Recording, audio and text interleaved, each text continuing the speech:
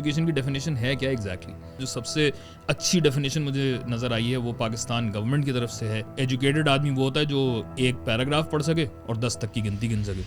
मतलब हमारा आप पागल हैं कि हमने बैचलर किया, मास्टर किया, ये कर लिया, जिंदगी भर में एक पैराग्राफ पढ़ना था, 10 तक गिनती गिननी थी, तो क्लास 2 में ही फारिग हो जाते और क्या चल रहा है आजकल? एम आपको मिस करी। अब मैं आहिस्ता आहिस्ता नेक पे आ रहा मैं तुम्हारे साथ वो करेंगे, तुम्हारे नस्लें याद रखेंगे। और खालिद मकबूल सिद्दीकी साहब हमारे मिनिस्टर बने और उन्होंने इमरजेंसी डिक्लेयर कर दी। कल तो फारूक कह रहे टॉम क्रूज है लड़का कराची में मावा टॉम क्रूज मावा खा रहा है। आपने भी कुछ स्कूल की जिम्मेदारी ली थी। पहले दिन जब पूरा काम हुआ ना, नल के चोरी, बताओ यार क्या पहले दिन। और वहाँ हमने सोचा था आईपैड वगैरह देंगे, हमने वहाँ कंप्यूटर लैब बनानी थी। हमने बोला जहाँ नलकी नहीं बच रहे, अबे लोटा ले गए। लोटा, who the fuck steals a लोटा man? How depraved do you have to be? हमारे चैनल को लाइक कीजिए, सब्सक्राइब कीजिए और बेल का बटन दबाना मत भूलिए।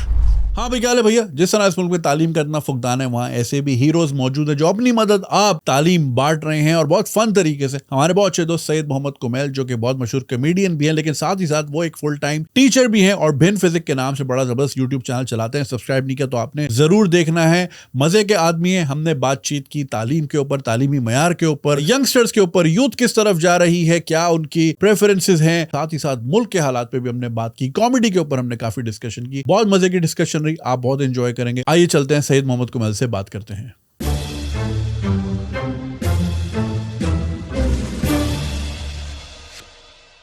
Mister Kumail. Yes boss. Good to see you sir. Good to see you too यार, ऑलवेज अ प्लेजर। नहीं यार, ब्लैंक हो गया। इतना तवीज वाला जवाब आया, इतना तवीज वाला जवाब, ब्लैंक हो गया। बहुत promising start to a long conversation. और क्या चल रहा है आजकल? कुछ नहीं चल रहा है यार, बस पढ़ाने की कोशिश कर रहे हैं लोगों को, पढ़ के नहीं दे रहा कोई। यही इशू है। अच्छा, so you specialize in physics only या मैथमेटिक्स भी? यार फिजिक्स मैथ्स वैसे तो जनरली वो होता है ना, लक्कड़ हजम पत्थर हजम, तो एजुकेशन के साथ वही हिसाब किताब है। जो पढ़ाना हो पढ़वा लें। बायोलॉजी मैंने खुद नहीं पढ़ी तो वो नहीं पढ़ा सकता, लेकिन मेनली मेरा जो सब्जेक्ट है वो फिजिक्स है एंड मैथ।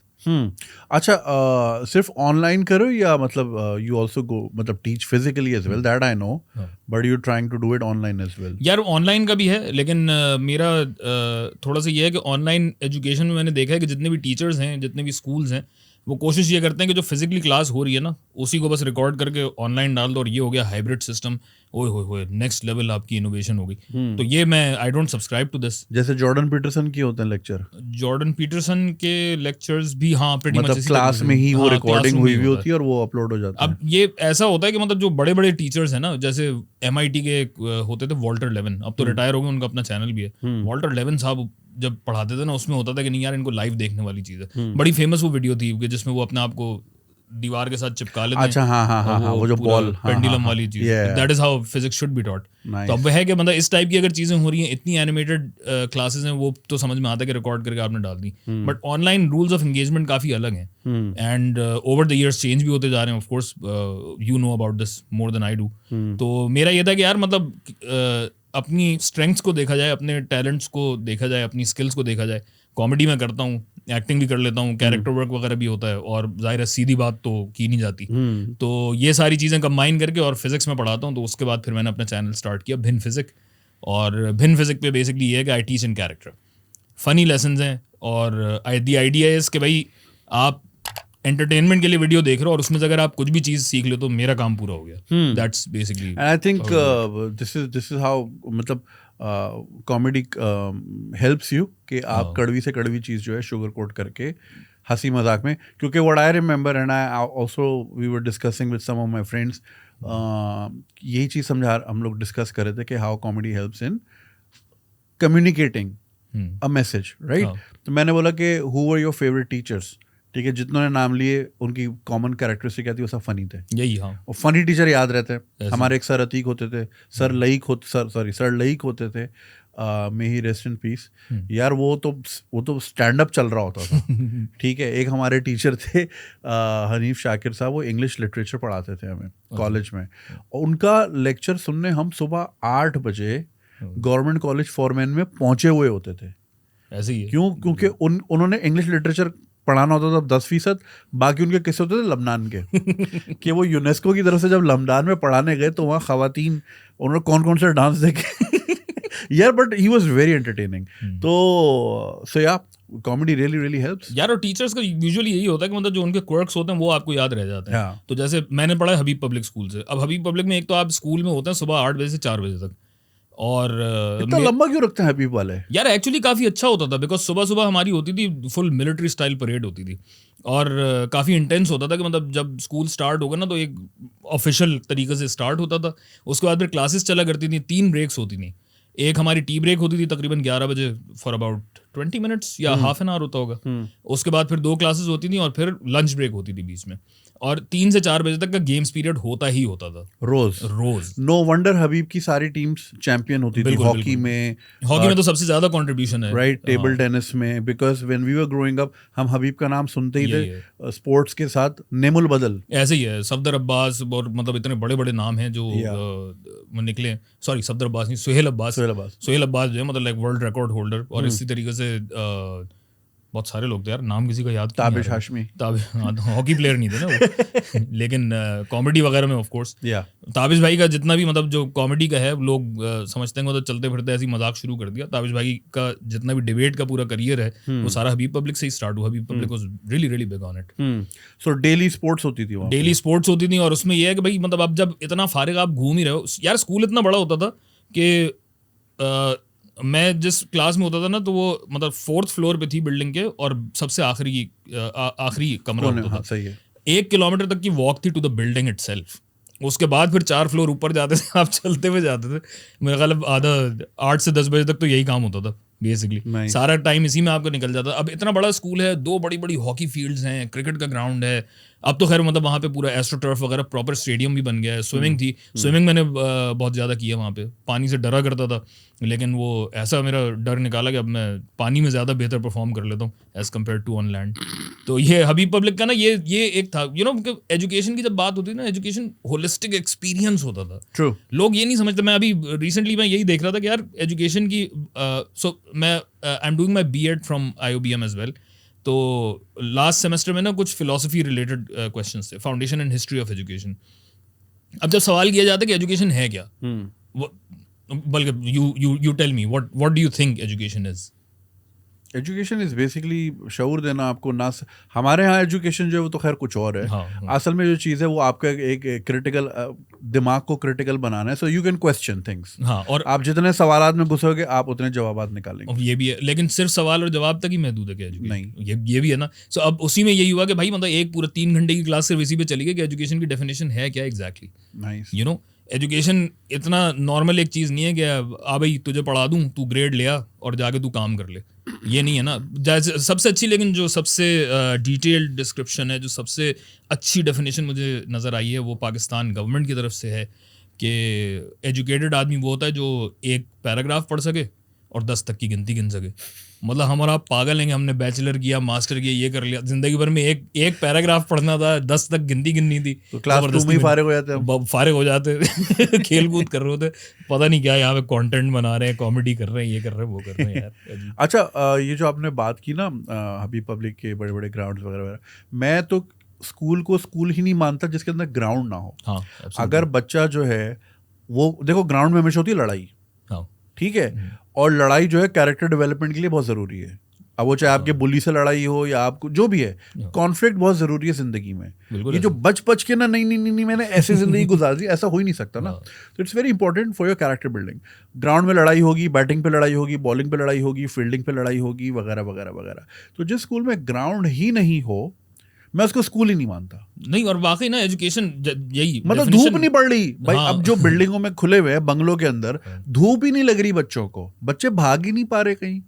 तो जब भागेगा नहीं तो उसका दिमाग कैसे चलेगा यार? ऐसे ही है। और दूसरे ये कि स्कूल्स को पहले स्कूल्स वगैरह स्टार्ट करने की ना कोई फिलॉसफी होती थी, किसी फिलॉसफी के तहत होता है। अब स्कूल्स जो बनते भी हैं वो सिर्फ इस पे बनते हैं कि यार हमारे बच्चे इतने ग्रेड ले आते हैं, हमारे बच्चों का यहाँ एडमिशन हो जाता है, हमारे बच्चों का वहाँ एडमिशन हो जाता है। और यही लिटरली मतलब मुझे नज़र ये आता है थोड़ा सा, मतलब एक फिजिकल जो स्कूल है ना उससे थोड़ा मेरा दिल उठ सा भी गया है इस सारी चीज़ में, which is why I shifted to digital as well. कि यार यही है कि क्या सिर्फ ग्रेड्स तक रह गई है एजुकेशन का ताल्लुक, जो आप ग्राउंड वगैरह की बात कर रहे हो, एजुकेशन होलिस्टिक डेवलपमेंट पे होती है। ग्राउंड में बच्चा खेल रहा है, 10 लोगों के साथ उठता बैठता है, मतलब स्कूल का पूरा पॉइंट क्या है करने को? तो एक्चुअली एजुकेशन की आप बात करें, सब चीजें ऑनलाइन मिल जाती हैं। स्कूल का पर्टिकुलरली पॉइंट रह क्या गया है? स्कूल का पॉइंट यही है कि बच्चों का आपस में कोलैबोरेशन हो, आपस में इंटरेक्शन हो, सिर्फ लड़ाई झगड़ा नहीं हो। लड़ाई झगड़े में तो खैर पाकिस्तानी सारे चैंपियन ही है, तो लड़ाई ही करते रह जाते हैं। लेकिन वही है कि लड़ाई को रिजॉल्व भी जो किया जाता है उसमें एजुकेशन होती है।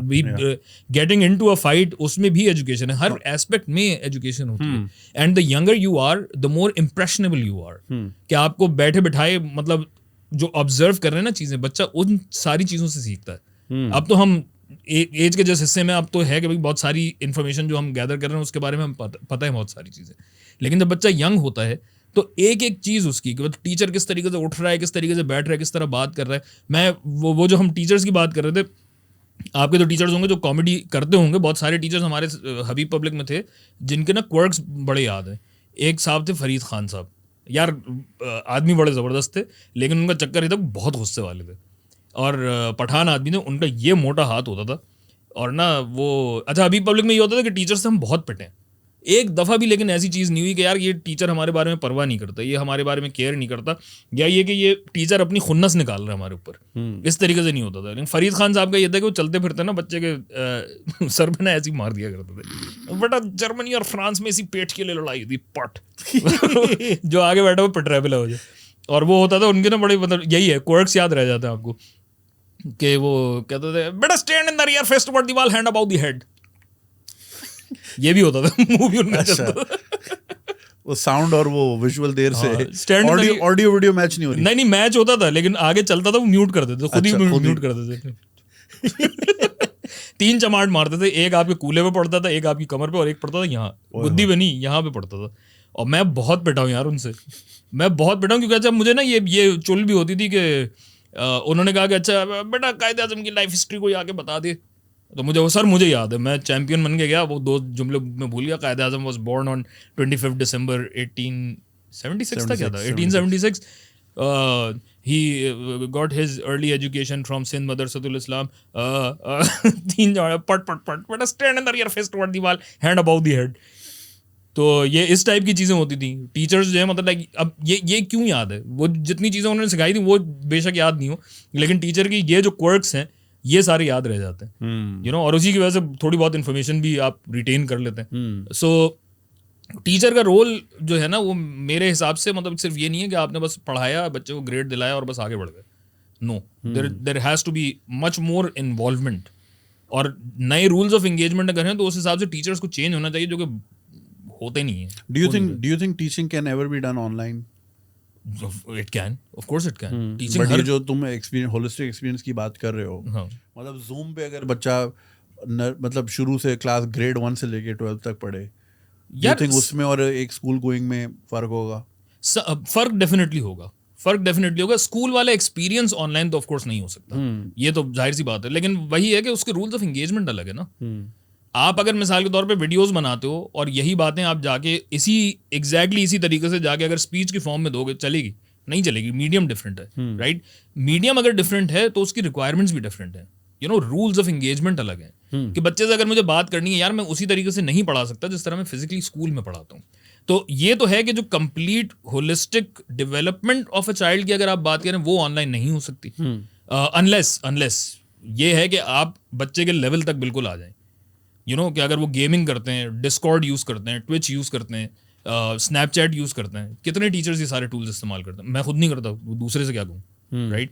कि मेरी भी जो नॉलेज वगैरह की लिमिटेशन है वो आई गेस कोविड के टाइम तक था कि हम लोग नए नए चीज़ें एक्सप्लोर करते थे। अब तो पता नहीं कितने सारे सोशल मीडिया आ गए, हर मीडियम के अलग ही कुछ रूल्स चल रहे हैं। तो या तो ये है कि भाई मतलब जो बच्चा जो ज़बान बोल रहा है आप वो ज़बान बोलें, जहाँ वो खेल रहा है, जहाँ वो इन्वॉल्व है, उस जगह पे आप आए ना। अब आप जो कह रहे हो बच्चे जो जबान बोल रहे हैं, अब लेवल 7 की आर्ट और एजिंग स्किबिडी नहीं बोल सकते ना। गूनर ओहायो टीचर नहीं, रिजलर बनना पड़ेगा इसके लिए बेसिकली। तो वो यही है ना यार, अगेन यही है। अच्छा, हमने अपने पेरेंट्स वगैरह की जनरेशन से जनरली देखा है, पता नहीं क्या करते रहते हैं आजकल के बच्चे, और and that's exactly what we are experiencing right now कि ये क्या मतलब है इन सारी बातों का, स्किबिडी टॉयलेट। अच्छा, मुझे बड़ा फैसिनेट करता है ये कि इतना ये जो जेन जी और जेन अल्फा का ह्यूमर है ये इतना कोई अनहिंज्ड है, इतना कोई बिल्कुल ही इसके बाद मैं सोचता हूँ व्हाट्स नेक्स्ट, इसके बाद वाले क्या कर रहे होंगे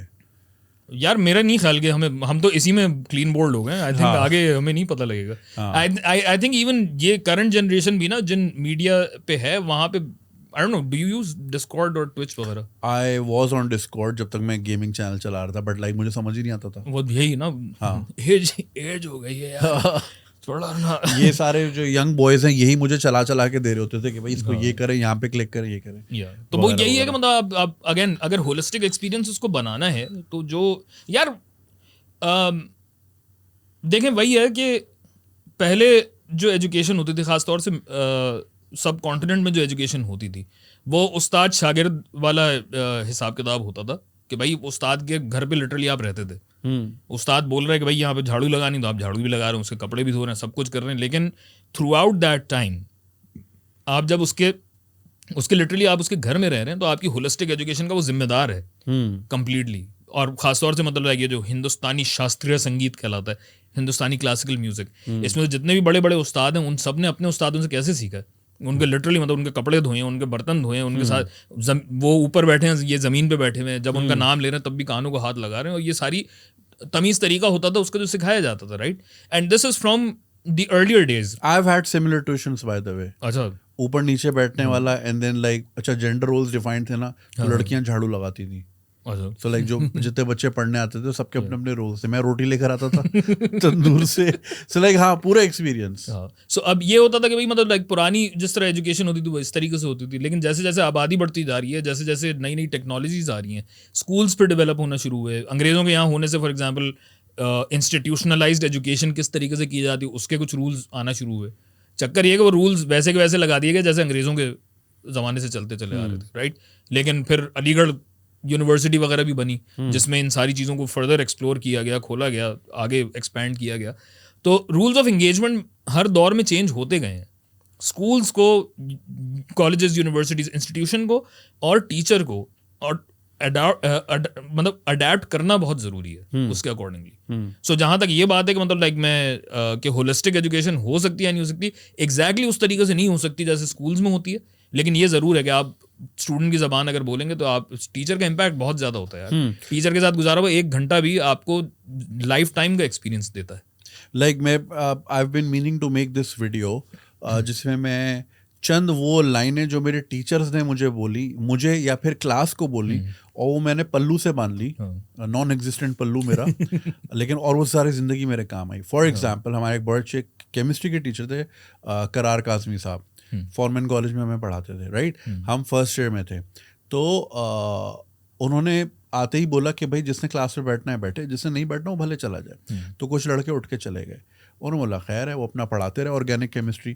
फिर उन्होंने पलट के एक बात बोली, बोला आपने अभी आप लोगों को 3-4 महीने हो गए हैं कॉलेज में, तो आपके जहन में ये बात आई है कि अब से 8 महीने पहले आप वॉशरूम भी पूछ के जाते थे और अब आप उठ के खुद जा रहे हो और मैं कुछ बोल भी नहीं रहा। What do you think has changed in 8 months? क्या आपको लगता है टीचर्स आपसे डरते हैं? कह रहे ऐसा नहीं है। You're all 18 now. अब आप अपने अच्छे भले बुरे के जिम्मेदार हो। अब आपको स्पून फीडिंग नहीं होगी जिंदगी में, वरना अगर स्पून फीडिंग करते रहे तो जिंदगी भर करनी पड़ेगी। सो अब जो है आपके जो ये एजुकेशन का जो एरा है, इसमें आप अपना अच्छा बुरा जानने की पूरी हैसियत रखते हैं, और ये अब आपकी चॉइस है। क्लास में बैठना है बैठे, बाहर जाना है बाहर जाए, कोई मसला नहीं है। जिंदगी आपकी खराब होनी है या आपकी संवरनी है, मेरा क्या, मैंने तो रोज आके ब्लैक बोर्ड काला करना है, सफेद करना है, चले जाना है। अब लेकिन ये जो बात है सो रिमार्केबल। अब मैं आपको लेकिन एक चीज़ ये बताऊँ, एक तो रिमार्केबल है, बड़ी ज़बरदस्त एक बात है, और बड़ा ज़रूरी है कि टीचर ये चीज़ कहे। यही बात आप घर पे कितनी दफ़ा सुन चुके होंगे, याद है आज तक? चाचा ने कह दिया, मामा ने कह, मैं तो कई दफ़ा पिटा भी हूँ, ये इस टाइप की बात हुई है। बहुत अरसे बाद ये समझ में आया कि मैं पढ़ता सिर्फ इस वजह से नहीं हूँ कि बात बात पे कुट चढ़ना शुरू हो जाती है। भाई I can take care of myself, right. वो उस पर था। बात ये है कि आपके टीचर ने पर्टिकुलरली ये बात कही है, तो that has stuck with you. आप उसकी बात कर रहे हैं। आपके अम्मा अब्बा ने भी कही होंगी आपके कि सीरियस हो जाओ। पाकिस्तान में तो हर कोई आपको ये सिखाता रहता है, हर कोई आपके फ्यूचर के बारे में इतना परेशान है। मुझे ये होता है कि इस मुल्क में हर कोई अपने फ्यूचर के बारे में, दूसरे के फ्यूचर के बारे में, मुल्क के फ्यूचर के बारे में इतना कंसर्न है, और फिर भी इसका फ्यूचर जो है वो तारीख से तारीख तर होता जा रहा है। क्या मतलब क्या चीज़ें हो रही हैं यहाँ पे। लेकिन यही है कि मतलब टीचर का यही इम्पैक्ट है ना कि वो एक जुमला आपसे उन्होंने कहा होगा आपको आज तक क्या चीज़ें, यू नो। सो अच्छा, आजकल जो ये बड़ा चल रहा है ज़बान ज़द, because you are an educationist, कि जी डिग्रियां बेकार होती हैं और बस स्किल की तरफ जाएं। What's your take on this? यार बेकार तो नहीं होती। फर्स्ट ऑफ ऑल इल्म किसी भी तरीके का हो, किसी भी तरीके से लिया जाए तो उसका अपना फ़ायदा तो होता है। मैं ये ज़रूर कहूँगा कि जो क्या लफ्ज़ होता है उसके लिए, कि आपका जो मतलब एक प्लान्ड एक जो सिस्टम ऑफ एजुकेशन है ना, कि अच्छा भाई मतलब 16 साल पढ़ोगे तभी आपका ओ लेवल होगा, मैट्रिक होगा, जो भी होगा ये एक लेवल होगा, उसके बाद फिर 2 साल कॉलेज के होंगे, 4 साल यूनिवर्सिटी होंगे, तब जाके बैचलर्स होंगे, then you will be considered an completely educated professional person ready to enter the professional field. मेरे ख्याल से ये चीज़ ना बहुत अरसे पहले ऑब्सोलीट हो चुकी है।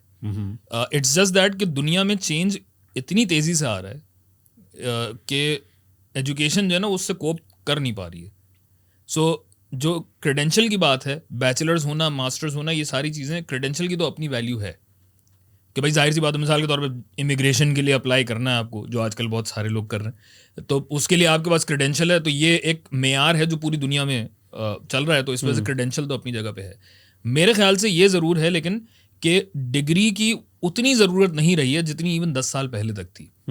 मैं अभी पिछले 3-4 महीने से फारिग चल रहा हूँ, तो इस दौरान में मैंने ये किया है कि मैं मुझे यही हुआ कि यार मतलब अगर फारिग बैठा हूँ, तो पहले तो होता था फारिग बैठा मटर छील ले, तो वो मटर छीलने वाला तो हिसाब किताब नहीं है, लेकिन मैंने सोचा कि अपनी थोड़ी सी स्किल डेवलपमेंट पे अगर काम किया जाए, कि मैं देखूँ कि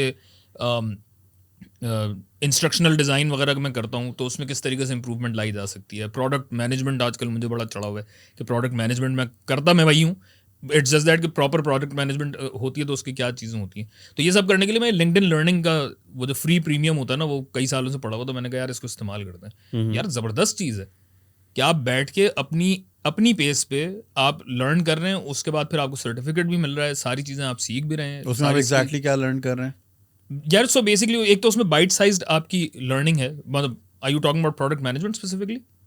मतलब हाँ, उसके बारे में बताएं। मैं प्रोडक्ट मैनेजमेंट का है जिस तरह, तो उसमें ओवरव्यू से स्टार्ट किया भाई प्रोडक्ट मैनेजमेंट इटसेल्फ होती क्या है, कि कोई प्रोडक्ट अगर आपको बनानी है तो उसके क्या स्टेजेस होते हैं, और प्रोडक्ट मैनेजर है उसका क्या रोल होता है पर्टिकुलरली, कि किसी टेक प्रोडक्ट अगर आपको बनानी है तो जो एक टेक्निकल काम करने वाला आदमी है और जो कस्टमर है उसके बीच वाला रोल है प्रोडक्ट मैनेजर। और प्रोडक्ट मैनेजर जो है वो आप समझ लेंगे डायरेक्टली वो बस CEO को रिपोर्ट करता है, उसको he is not the boss of anyone yet he is the glue that sticks everyone together, right?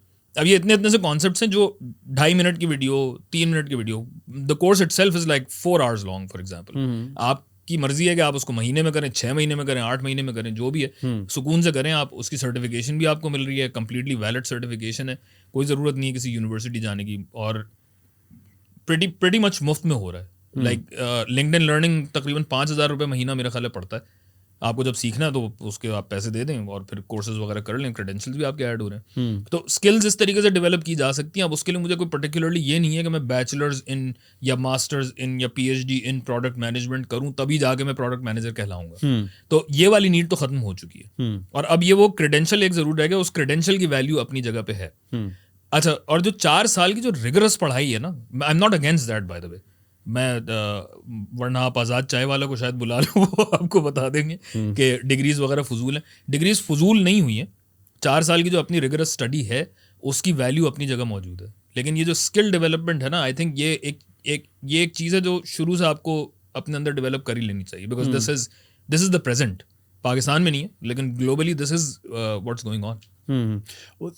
वो सिल्वेस्टर स्टेलोन की कोई मूवी है जिसमें he's teaching this young guy, उसको यही बता रहा होता है कि लाइक कि जब तुम जॉब मार्केट में जाते हो वो तुमसे डिग्री क्यों मांगते हैं? वो डिग्री इसलिए मांगते हैं कि they want to see a certificate कि तुमने डिसिप्लिन से 4 साल एक इंस्टीट्यूट सुबह टाइम पे उठे हो, एक जगह गए हो, तुमने जो है कोलैबोरेट करके काम किया है, कोई प्रोजेक्ट साथ किया है, कोई असाइनमेंट किया है.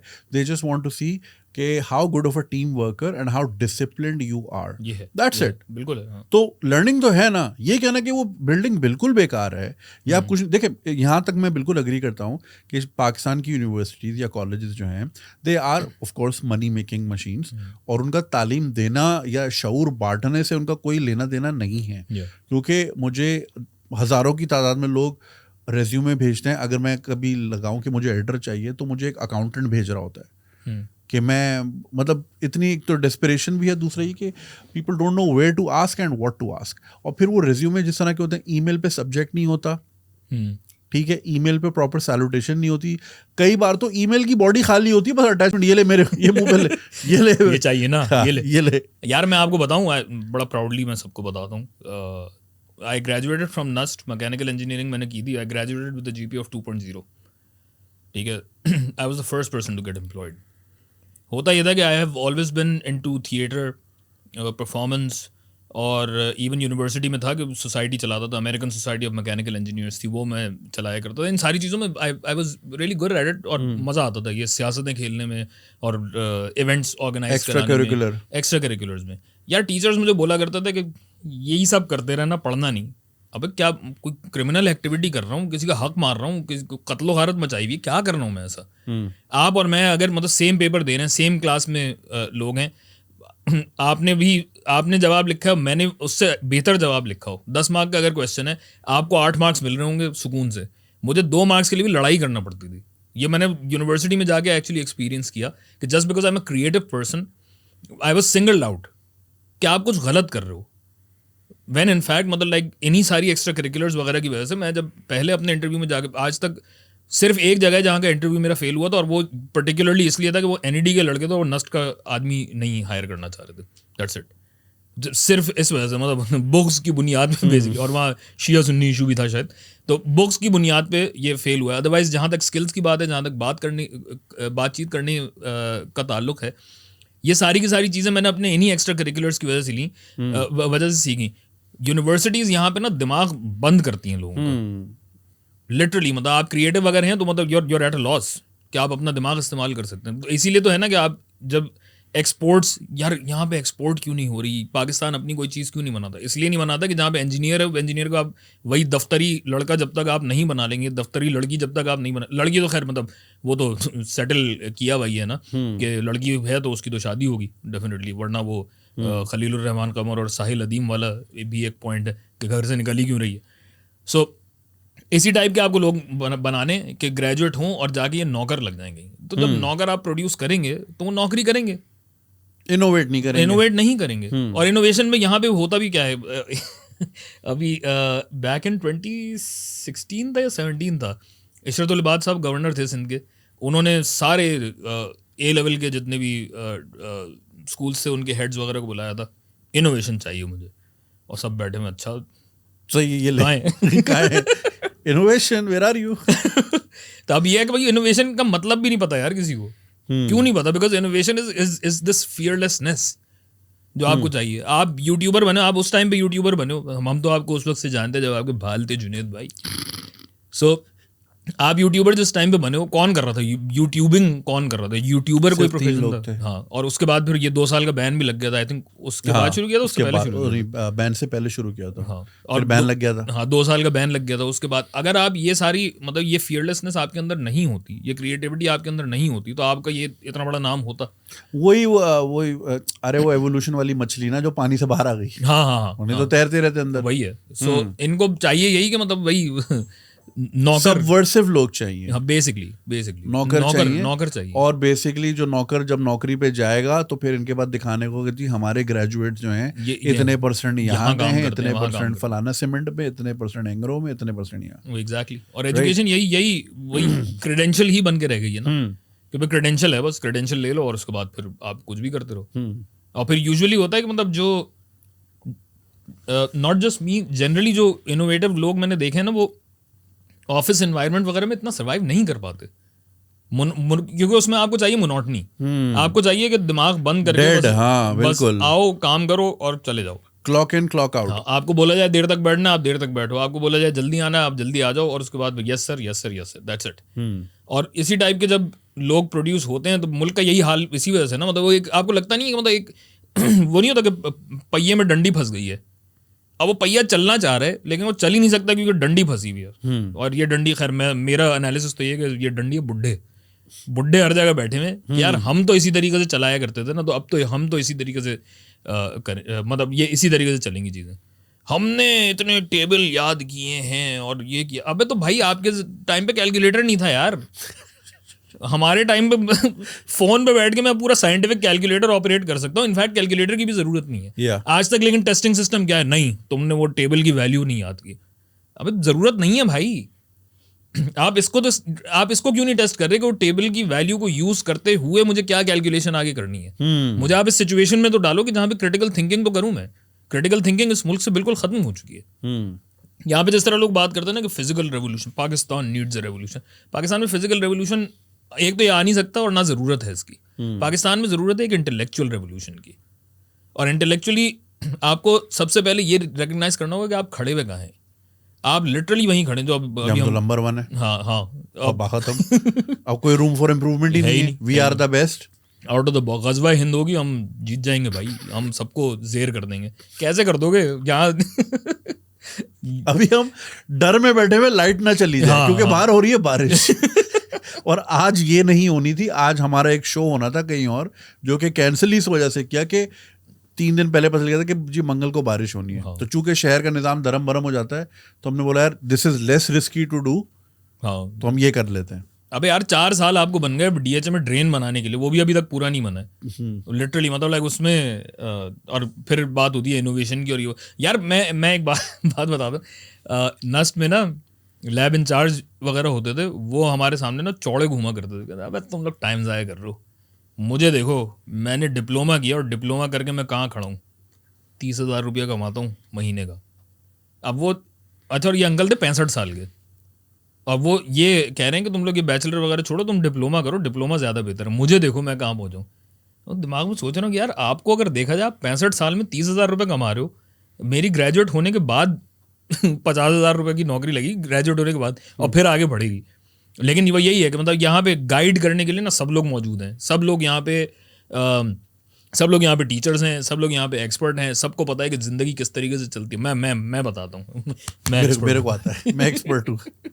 तो इंटेलेक्चुअल रेवोल्यूशन के लिए आपने बोला कि पहले हमें ये जानना है कि हम खुद कहाँ खड़े हैं। Exactly. तो आपकी नज़र में हम कहाँ खड़े हैं? यार हम वहीं खड़े हैं जहाँ एक इंटेलेक्चुअल रेवोल्यूशन जो आया था, एक साहब होते थे सर सैयद अहमद खान, तो उनको भी यही सारे मसाइल उन्होंने जो देखे थे, वो लिटरली यही मसाइल अभी भी हैं। वो कह रहे थे अंग्रेजी पढ़ो, दुनिया के साथ चलने की कोशिश करो, सब अबे हटा कौन है ये।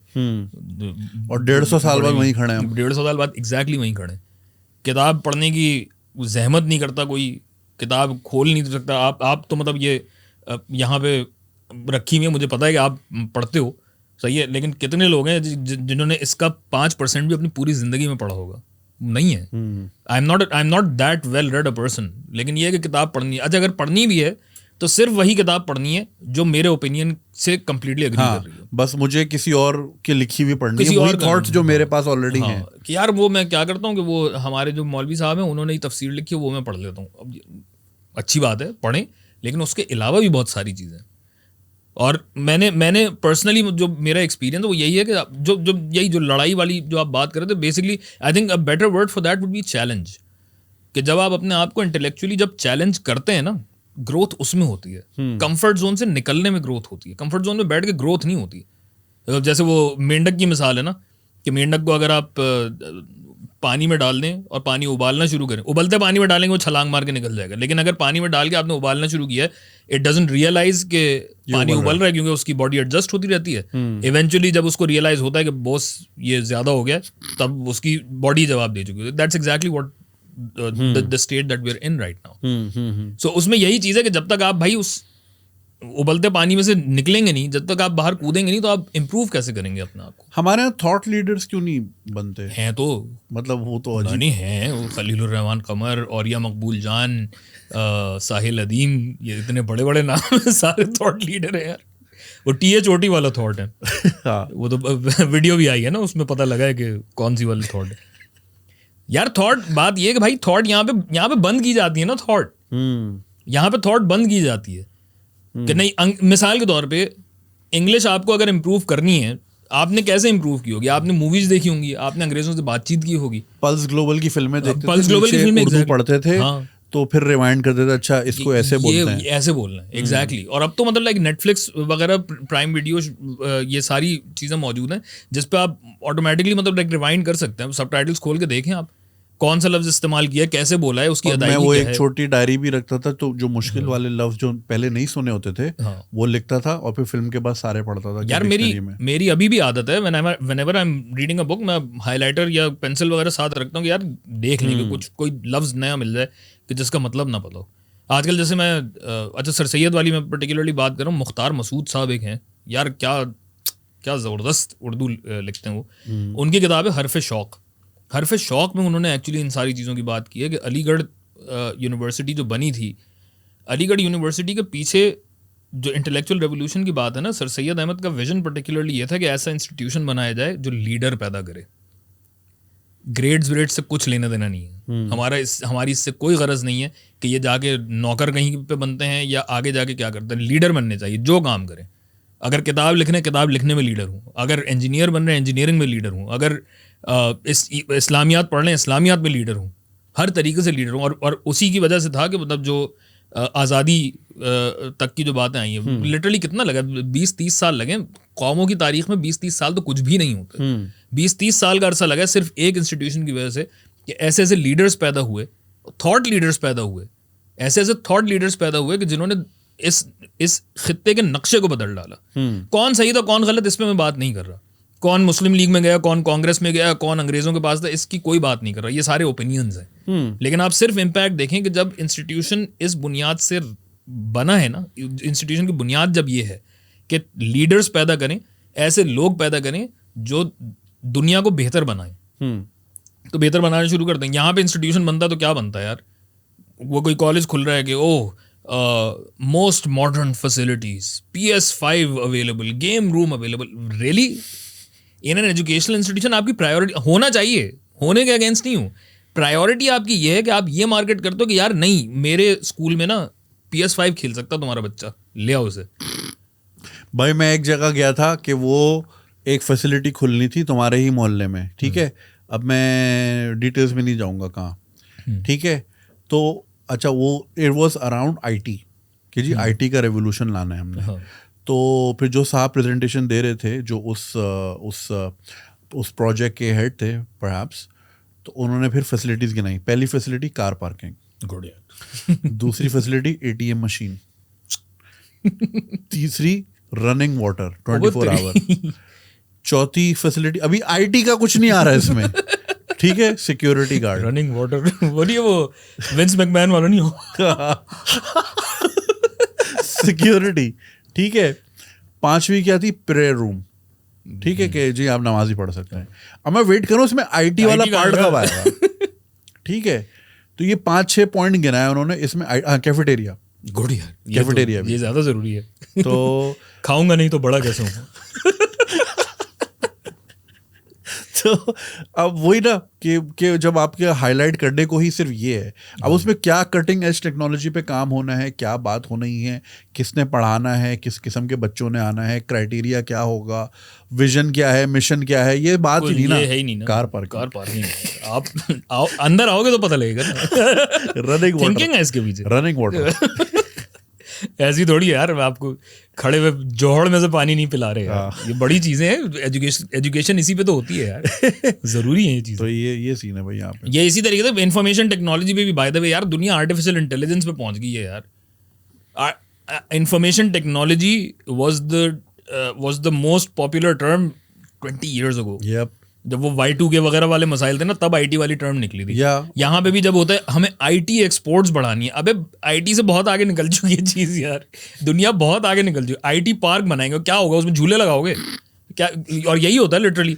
पार्क को यही समझा जाता है। वहाँ सिलिकॉन वैली पूरी खड़ी हुई भी है, एक से एक इनोवेशन बने चले जा रही है, प्रोजेक्ट्स बन के फेल होते चले जा रहे हैं, फेल होके नई नई चीजें रेजरेक्ट हुए जा रही हैं, पता नहीं कहाँ दुनिया कहाँ की कहाँ पहुंच चुकी है। अच्छा, ये भी है बाय द वे, मतलब like not just talking about negatives, Pakistan में भी बड़ी खुशाइन बात है ये 9 to Disrupt स्लश्ड वगैरह टाइप के इवेंट हैं जो कैटलिस्ट लैब कराता है जहाँ आ रहा यार, ये मुझे होता है कि यार ये बढ़नी चाहिए ना चीज़ें, ये सब चीज़ें क्यों नहीं बढ़ती यहाँ पे, जहाँ पे कॉन्वर्सेशन हो, इंडस्ट्री एक्सपर्ट्स वगैरह मौजूद हैं, जहाँ पे लोगों को बच्चों को मेंटोर करने के लिए मौजूद हैं, रियलिटीज बताने के लिए लोग मौजूद हैं। यू नो, ऐसा नहीं है कि पाकिस्तान में लोग कोशिश नहीं कर रहे। बात यह है कि पाकिस्तान में लीडरशिप नाम की कोई चीज़ नहीं है।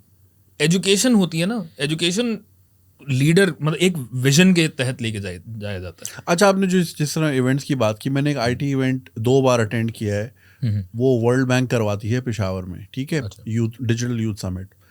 तो उसमें अब मेरी ऑब्जर्वेशन ही रहती है कि यहाँ हो क्या रहा है, बैठा कौन, स्टेज पे कौन आ रहा है और ऑडियंस में कौन बैठा है। अब चूंकि वो वर्ल्ड बैंक का होता है तो आई डोंट नो, उनकी या तो गाइडलाइंस होती हैं कि आपने अंग्रेज़ी में प्रोग्राम करना है। यहाँ जो बच्चा बैठा है वो मानसेरा से आया है, वो वज़ीरिस्तान से आया है, उसको कुछ समझ भी नहीं आ रहा है, और वो हॉल सिर्फ इसलिए भरा हुआ है कि बिल्कुल आखिर में जो है किसी यूट्यूबर ने आना है, वो उसको देखने के लिए बैठा है, या किसी ने कॉमेडी करनी है, या कोई म्यूजिकल बैंड आ रहा है, कंसर्ट होगा, कंसर्ट, ठीक है। तो उसमें अब मैं देखता हूँ इतना गैप होता है, वो कॉन्वर्सेशन क्या चल रही है, और बच्चों को मैं देखता हूँ बिल्कुल ब्लैंक होते हैं। ठीक है, आई एम नॉट सेइंग कि उनको वो समझ बूझ नहीं है, मगर ये कि बड़ा मैंने गैप देखा है ये, और ये बहुत सारे इवेंट्स में मैंने चीज़ देखी है कि इस चीज़ को माइंडफुल नहीं होते कि यार हम जहाँ बैठे हैं हम थोड़ा लोकलाइज वर्जन में बात कर लें, आसान लफ्ज़ों में बात कर लें। मकसद सिर्फ ये नहीं कि जो बेनिफिशरी है उसको आपने उसको सेटिस्फाई करना है, जस्ट अनदर स्टैटिस्टिक, या इट शुडंट बी दैट। यार यही है ना, यहाँ पे नंबर गेम एक तो बन चुका है, दूसरा ये कि एक जो शर्मिंदगी एसोसिएटेड है ना उर्दू ज़बान के साथ, कि उर्दू तो मतलब नौकरों की ज़बान है, मासी भंगी की ज़बान है, not trying to offend anyone here, बल्कि हो जाए यार खुदा के वास्ते ऑफेंड हो जाए, सही चीज़ पे यहाँ पे कोई ऑफेंड नहीं होता, इसी चीज़ पे ऑफेंड हो जाओगे यार, नहीं है भाई, ये गरीब आदमी की ज़बान नहीं, आपकी अपनी ज़बान है। जितना इसको आप अडॉप्ट करेंगे उतना ही बेहतर कम्युनिकेशन होगा। जो शुरू में बात कर रहा था मैं कि स्टूडेंट के लेवल पे आके आप बात करेंगे तो चेंज क्यों नहीं नजर आएगा यार। लेकिन वही है कि आपको स्टैटिस्टिक्स पूरे करने, नंबर्स आपको पूरे करने, आपको बाहर से बिल्डिंग आपको अच्छी दिखानी है, अंदर उसके बेशक टूटते हुए पिलर हों, कमरे हो ही नहीं, बड़ा सा हॉल हो बस खाली, कुछ भी ना हो रहा हो, यही 2 नंबरी का ही हिसाब किताब है यहाँ पे। अच्छा, like you engage with youth youngsters of course, आजकल क्या मूड है बच्चों का, बच्चे किस दिशा में जाते हुए दिख रहे हैं, इंटरेस्ट लेवल क्या है, क्या ज़्यादा पढ़ रहे हैं, साइंसेस की तरफ आ रहे हैं या कंप्यूटर साइंस की तरफ जा रहे हैं। MBA का दौर गुजर गया, लेकिन आज मैं जितने बच्चों से मिला, वो एक यूनिवर्सिटी में गया था, वो सारे MBA ही कर रहे थे, BBA ही कर रहे थे। वेयर डू यू सी कि टेक्नोलॉजिकल शिफ्ट दुनिया में कहाँ जा रहा है, and we keep producing MBAs, क्या होने जा रहा है आगे? यार MBAs प्रोड्यूस करने में कोई आर नहीं है। इशू ये है कि MBA क्यों कर रहे हैं, अगेन वही बात आती है। MBA एक मैनेजमेंट डिग्री है, राइट, और आपको मैनेजर बनना है, but you need to have something to manage, right. Pakistan में कंपनीज बंद हो रही हैं, मल्टीनेशनल कंपनीज अपने सारे दरवाजे बंद कर रही हैं, पैकअप करके यहाँ से निकल रही हैं, इवन लोकल कंपनीज वो सर्वाइव नहीं कर पा रही हैं। और वही है कि गवर्नमेंट क्या ही चाह रही है, किस तरीके से कर रही है, ये तो खैर मतलब इस पर ना ही बात करें, कैंसिल हो जाएगी, बैन हो जाएगी वरना ये कॉन्वर्सेशन भी। MBA वगैरह है ज़रूर। MBA मेनली क्या है, I myself have done my MBA, mechanical engineering की मैंने, उसके बाद फिर MBA किया। MBA बेसिकली क्या करता है कि आपको बिजनेस साइड ऑफ थिंग्स सिखाता है, राइट, कि अगर इंजीनियरिंग में मैंने कर लिया तो इंजीनियरिंग में पर्टिकुलरली उसकी मैनेजमेंट क्या है, उसमें एडमिनिस्ट्रेटिव चीज़ें क्या आती हैं। जाहिर है इंजीनियरिंग में जो 4 साल मैंने पढ़ा वो तो सब टेक्निकल बातें हैं ना, तो टेक्निकल आदमी जब MBA करता है, इवन डॉक्टर्स MBA वगैरह करते हैं, because hospital itself is a business as well which needs to be managed, right. उसके अलावा एसोसिएटेड सर्विसेज हैं, सो MBA का फ़ायदा ज़रूर होता है। तो और एंड अगेन मतलब कुछ भी आप पढ़ते हैं उसका नुकसान तो नहीं होता। जहाँ पे ट्रेंड जाना चाहिए पाकिस्तान में, जो कि थोड़ा थोड़ा करके जा भी रहा है, थोड़ा थोड़ा नहीं एक्चुअली अच्छा खासा जा रहा है, कि दुनिया जो है ना वो कम्प्लीटली टेक की तरफ जाती जा रही है, राइट। इवन बल्कि अब तो ये डिबेट हो रही है कि कोडिंग वगैरह भी सीखनी चाहिए, आर्टिफिशियल इंटेलिजेंस ही आपका सारा काम कर देगी। तो ये सब डिबेट्स चल रही हैं पाकिस्तान में, ये सब डिबेट्स एज सच हो नहीं रही हैं। आई फील वही जो गैप वाली आप बात कर रहे हैं ना, कि यंग लोग बहुत अलग तरीके से देखते हैं, they are more aware of the world, और जो ओल्डर जनरेशन है ना वो उसको एक तो समझ में नहीं आती चीज़ें। यहाँ पे तो मतलब ये भी है ना कि हमारी लीडरशिप में आज तक ये समझा जाता है कि यार वो इमरान खान वो लड़का था ना, लड़का है ना, उसने वर्ल्ड कप जिताया था। अबे 30 साल हो गए उसको भाई, वो लड़का 72 साल का हो गया। यू नो कि मतलब हमारा जो लीडरशिप है वो 75 साल 70 अबव है। अब इन लोगों को नहीं ये चीज़ समझ में आ रही कि भाई जो बच्चा अभी 18-20 साल का है उसके लिए रियलिटी कंप्लीटली डिफरेंट है। उसके लिए बॉर्डर्स एग्जिस्ट नहीं करते, उसके लिए सारी दुनिया ऑनलाइन है, और ऑनलाइन दुनिया में बॉर्डर्स नहीं है। यू नो कि आपको आप खुद किसी इंडियन से अगर आपको बात करनी होती है, अब आपको वीज़े वगैरह की ज़रूरत नहीं है भाई, डायरेक्टली आप जाके बात कर सकते हो। कोई ये रोक टोक ख़त्म होती जा रही है, यहाँ पे उल्टा बैन लगाया जा रहा है चीज़ों पे। सो बच्चों में जो जनरली मुझे ट्रेंड नज़र आता है ना, आई थिंक बहुत ज़्यादा एक डिसअपॉइंटमेंट है, बहुत ज़्यादा एक डिससेटिस्फैक्शन है, जो कि ज़ाहिर है हम लोग भी फील कर रहे हैं, और जो बच्चे फील कर रहे हैं वो एक अलग लेवल पे फील करते हैं। बिकॉज दुनिया में जिन चीज़ों पे बात हो रही है ना, वो डिग्रीज और वो प्रोग्राम्स वगैरह पाकिस्तान में एग्जिस्ट ही नहीं करते, और एग्जिस्ट अगर करना भी शुरू होंगे ना, आर्टिफिशियल इंटेलिजेंस वगैरह वाली बात है जिस तरह कुछ लोग कोशिश कर रहे हैं, बट वही है कि तादाद उनकी इतनी कम है कि कोई सिग्निफिकेंट इम्पैक्ट नहीं। अच्छा, बहुत सी जगह अक्सर नजर आता है भाई, ये इंस्टीट्यूट हमने खोला यहाँ पे हम एआई करा रहे हैं, मतलब हाँ। बज़वर्ड बन के रह गया। अरे यार मैंने इतनी ट्रेनिंग्स वगैरह, अच्छा हम लोग सोच रहे थे कि थोड़ा सा एआई बेस्ड टीचर ट्रेनिंग कराई जाए।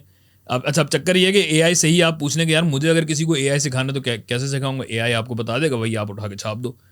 अब वो जितनी भी ट्रेनिंग्स होती है ना वो इस तरह स्टार्ट होती हैं, what is the meaning of artificial intelligence, what is a large language model, what is, अबे भाई ये ट्रेनिंग है literally. How can teachers use artificial intelligence for lesson planning. अब तो लेसन प्लानिंग तो खुद भी पहले ही कर रहे थे, आर्टिफिशियल इंटेलिजेंस क्या ही आपको गाइडलाइन दे देगा ना। उससे कहीं ज़्यादा है कि एआई बेस्ड बहुत सारे टूल्स मौजूद हैं यार, बहुत सारे टूल्स मौजूद हैं। मतलब like you literally have tools के जहाँ पे आप एक, मुझे अगर फिजिक्स पढ़ानी है फॉर एग्जाम्पल, और यही जो पेंडुलम वाली एग्जांपल दी थी कि भाई एक तो तरीका ये है कि आप सामने खड़े हो जाओ और गेंद छोड़ दो, वापस आगे आपके नहीं लगेगी, that's the best way you can explain it, right. दूसरा तरीका ये है कि मेरे पास अगर एआई का वीडियो टूल मौजूद है कि जिसमें मैं ये बता सकता हूँ कि यार अच्छा मुझे ये चीज़ दिखानी है कि अगर आदमी एक जगह खड़ा हो और पेंडुलम का बॉब अगर छोड़ा जाए तो वापस आके नहीं लगेगा, वो पूरी वीडियो इस पर बना के दे सकता है। Use it as an add.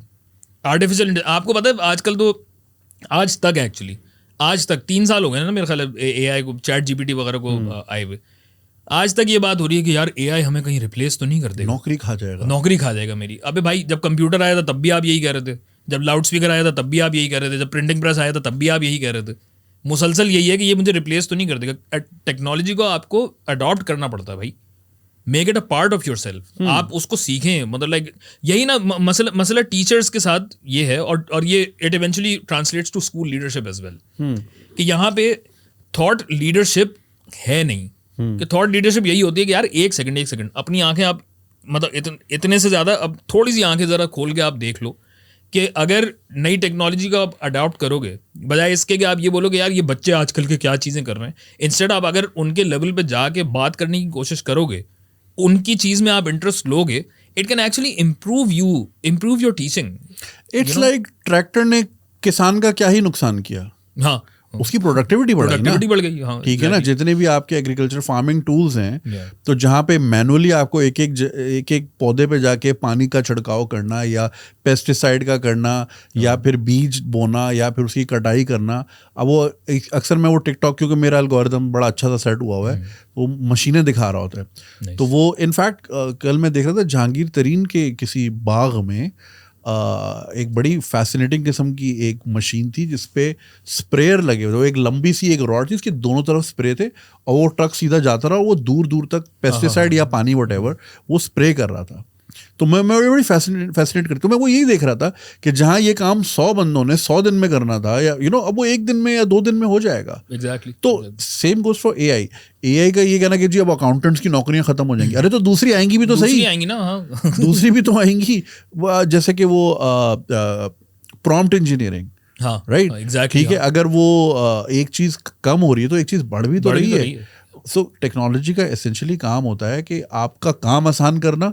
Computer ने क्या किया कि इतनी बड़ी बड़ी कैलकुलेशंस करने के लिए अब आपको महीनों नहीं लगेंगे, आप स्प्लिट सेकंड में जो है ना ट्रिलियंस ऑफ कैलकुलेशंस आप कर सकते हो। तो उससे नुकसान ये कुछ भी नहीं हुआ कि 20 लोगों को आपने इस पे लगाया कैलकुलेशन पे। इसका फायदा ये हो कि now you are on to other task, ठीक है ना। यार एक साहब थे, जाक फ्रेस्को नाम था उनका। हाँ, आई लव हिम, अल्लाह मगफिरत फरमाए। यार क्या आदमी था, फ्यूचर बाय डिजाइन, विजनरी आदमी, विजनरी उसने आदमी। जो पूरा बताया था ना कि मतलब लाइक जो शहर जिस तरीके से बनने चाहिए, या उसका जो फ्यूचर का जो एक कॉन्सेप्ट विजन था, वो मॉडल जो था कि सर्कुलर शहर होंगे, जैसे लाहौर में ring road. 100 days of government. Anyway, खैर, तो उसका जो एक मॉडल था कि भाई मतलब एक न्यूक्लियस है शहर का, एक एटम वाला मॉडल है कि एक न्यूक्लियस है शहर का, जहाँ पे सारी कंप्यूटर प्रोसेसिंग मौजूद है, सारी मशीनें वहाँ मौजूद हैं, सब कुछ वहाँ मौजूद है, आपको कोई काम करने की जरूरत नहीं। इंसान सिर्फ वो काम करेगा जिसके लिए इंसान बना है। यहाँ पे मिसाल के तौर पे AI आर्टिस्ट बन जाएगा। अबे क्यों बनेगा, और बना ही क्यों रहे हो? आर्ट का मकसद ही यही है कि सब्जेक्टिव है। एक ही बात अगर आप, एक ही चीज़ अगर आप कर रहे हो और मैं कर रहा हूँ, यही जो पीछे आपके पेंटिंग लगी हुई है, जिस आदमी ने ये बनाई है, सेम कॉन्सेप्ट अगर आप बनाएंगे, सेम कॉन्सेप्ट अगर मैं बनाऊंगा, it's going to be different. That's what makes it art. Maqbool Fida Hussain साहब, अरे जबरदस्त, वो वाली भी वेरी नाइस यार, वेरी नाइस। तो ये मेरा बिटकॉइन है ये। हाँ। तो अब ये है कि मतलब अब देखो ना कि मतलब उसकी वैल्यू है। अब आप अगर AI को यही प्रॉम्प्ट फीड कर देंगे, यार मकबूल फिदा हुसैन की ये वाली पेंटिंग है, ऐसी ऐसी बना दे यार, वो बना के कुछ दे देगा, but that can never be as amazing as this. उसमें इतनी डेप्थ आ ही नहीं सकती। हाँ, आप अगर इस चीज की बात करेंगे कि इसमें जो पेंट के स्ट्रोक्स वगैरह डले में, वो बहुत परफेक्टली बना सकता है, राइट, लेकिन उसका जो human element, that is what makes it art. या इट्स लाइक माइकल एंजेलो का कोई भी अब जैसे 3D प्रिंटिंग हो रही है, राइट, उससे आप खूबसूरत डेविड का स्टैचू बना सकते हैं, बट जो माइकल एंजेलो के अपने स्ट्रोक्स है वो तो it's irreplaceable, right. David Guetta का म्यूजिक तुम भी सुनते हो, मैं भी सुनता हूँ, मगर जो मजा मार्क नॉफलर के पीस में है, सुल्तान ऑफ स्विंग बजा रहा है, जो भी बजा रहा है, उसका मजा ही अलग है यार, कि इंसान बजा रहा है। ऐसी है। सो उसमें अच्छा, एक साहब से ना मेरा डिस्कशन हो रहा था। चैट GPT नया आया था, it was all the craze. अच्छा, ये टेक में बहुत ज़्यादा इन थे, तो उन्होंने ये कहा कि भाई आई वॉज अमेज्ड कि चैट GPT से हमने कहा कि बिजनेस प्लान लिख दो, तो उसने यार 2 मिनट में लिख दिया। और जबकि अगर मतलब इसी के लिए मैं किसी बिजनेस एग्जीक्यूटिव को बनाऊँ को बैठाऊँ अगर इसी काम के लिए, तो उसको 2 हफ्ते लग जाते हैं सिर्फ रिसर्च करने में, फिर रिपोर्ट तैयार करने में, फलाना धमाका। मैंने उनको बोला कि यार मे बी आपको AI ये रियलाइज़ करा रहा है ना कि ये काम इंसान के करने का है नहीं, आप उस इंसान को ज़ाया कर रहे हो। अरे भाई मारने पीटने पे आ गए, कैसी बात कर रहे हो यार, एक आदमी इतनी मेहनत करता है, बैचलर्स करता है, फलाना करता है, धमाका करता है, और इतना कर रहा हो, उतना कर। मैंने कहा यार मैं उस आदमी की मेहनत को नहीं कह रहा, आई एम जस्ट सेइंग कि मे बी उस आदमी का बेहतर मसरफ हो सकता है ना यार। अगर आप 2.5 महीने उसको बिजनेस प्लान लगाने के बजाय बिजनेस प्लान इंप्लीमेंट करने पे लगा दो, मे बी वो ज़्यादा प्रोडक्टिव हो जाए। जस्ट एन एग्जाम्पल, मतलब लाइक कोई स्पेसिफिक अगर चीज़ों पे आप बात करेंगे तो स्पेसिफिकली तो बहुत सारी I think it's the pivotal shift that is making people anxious. जैसे कि शुरू में इंटरनेट आया था या मोबाइल फ़ोन आए थे, तो लोगों को कंसर्न ज़रूर रहे होंगे।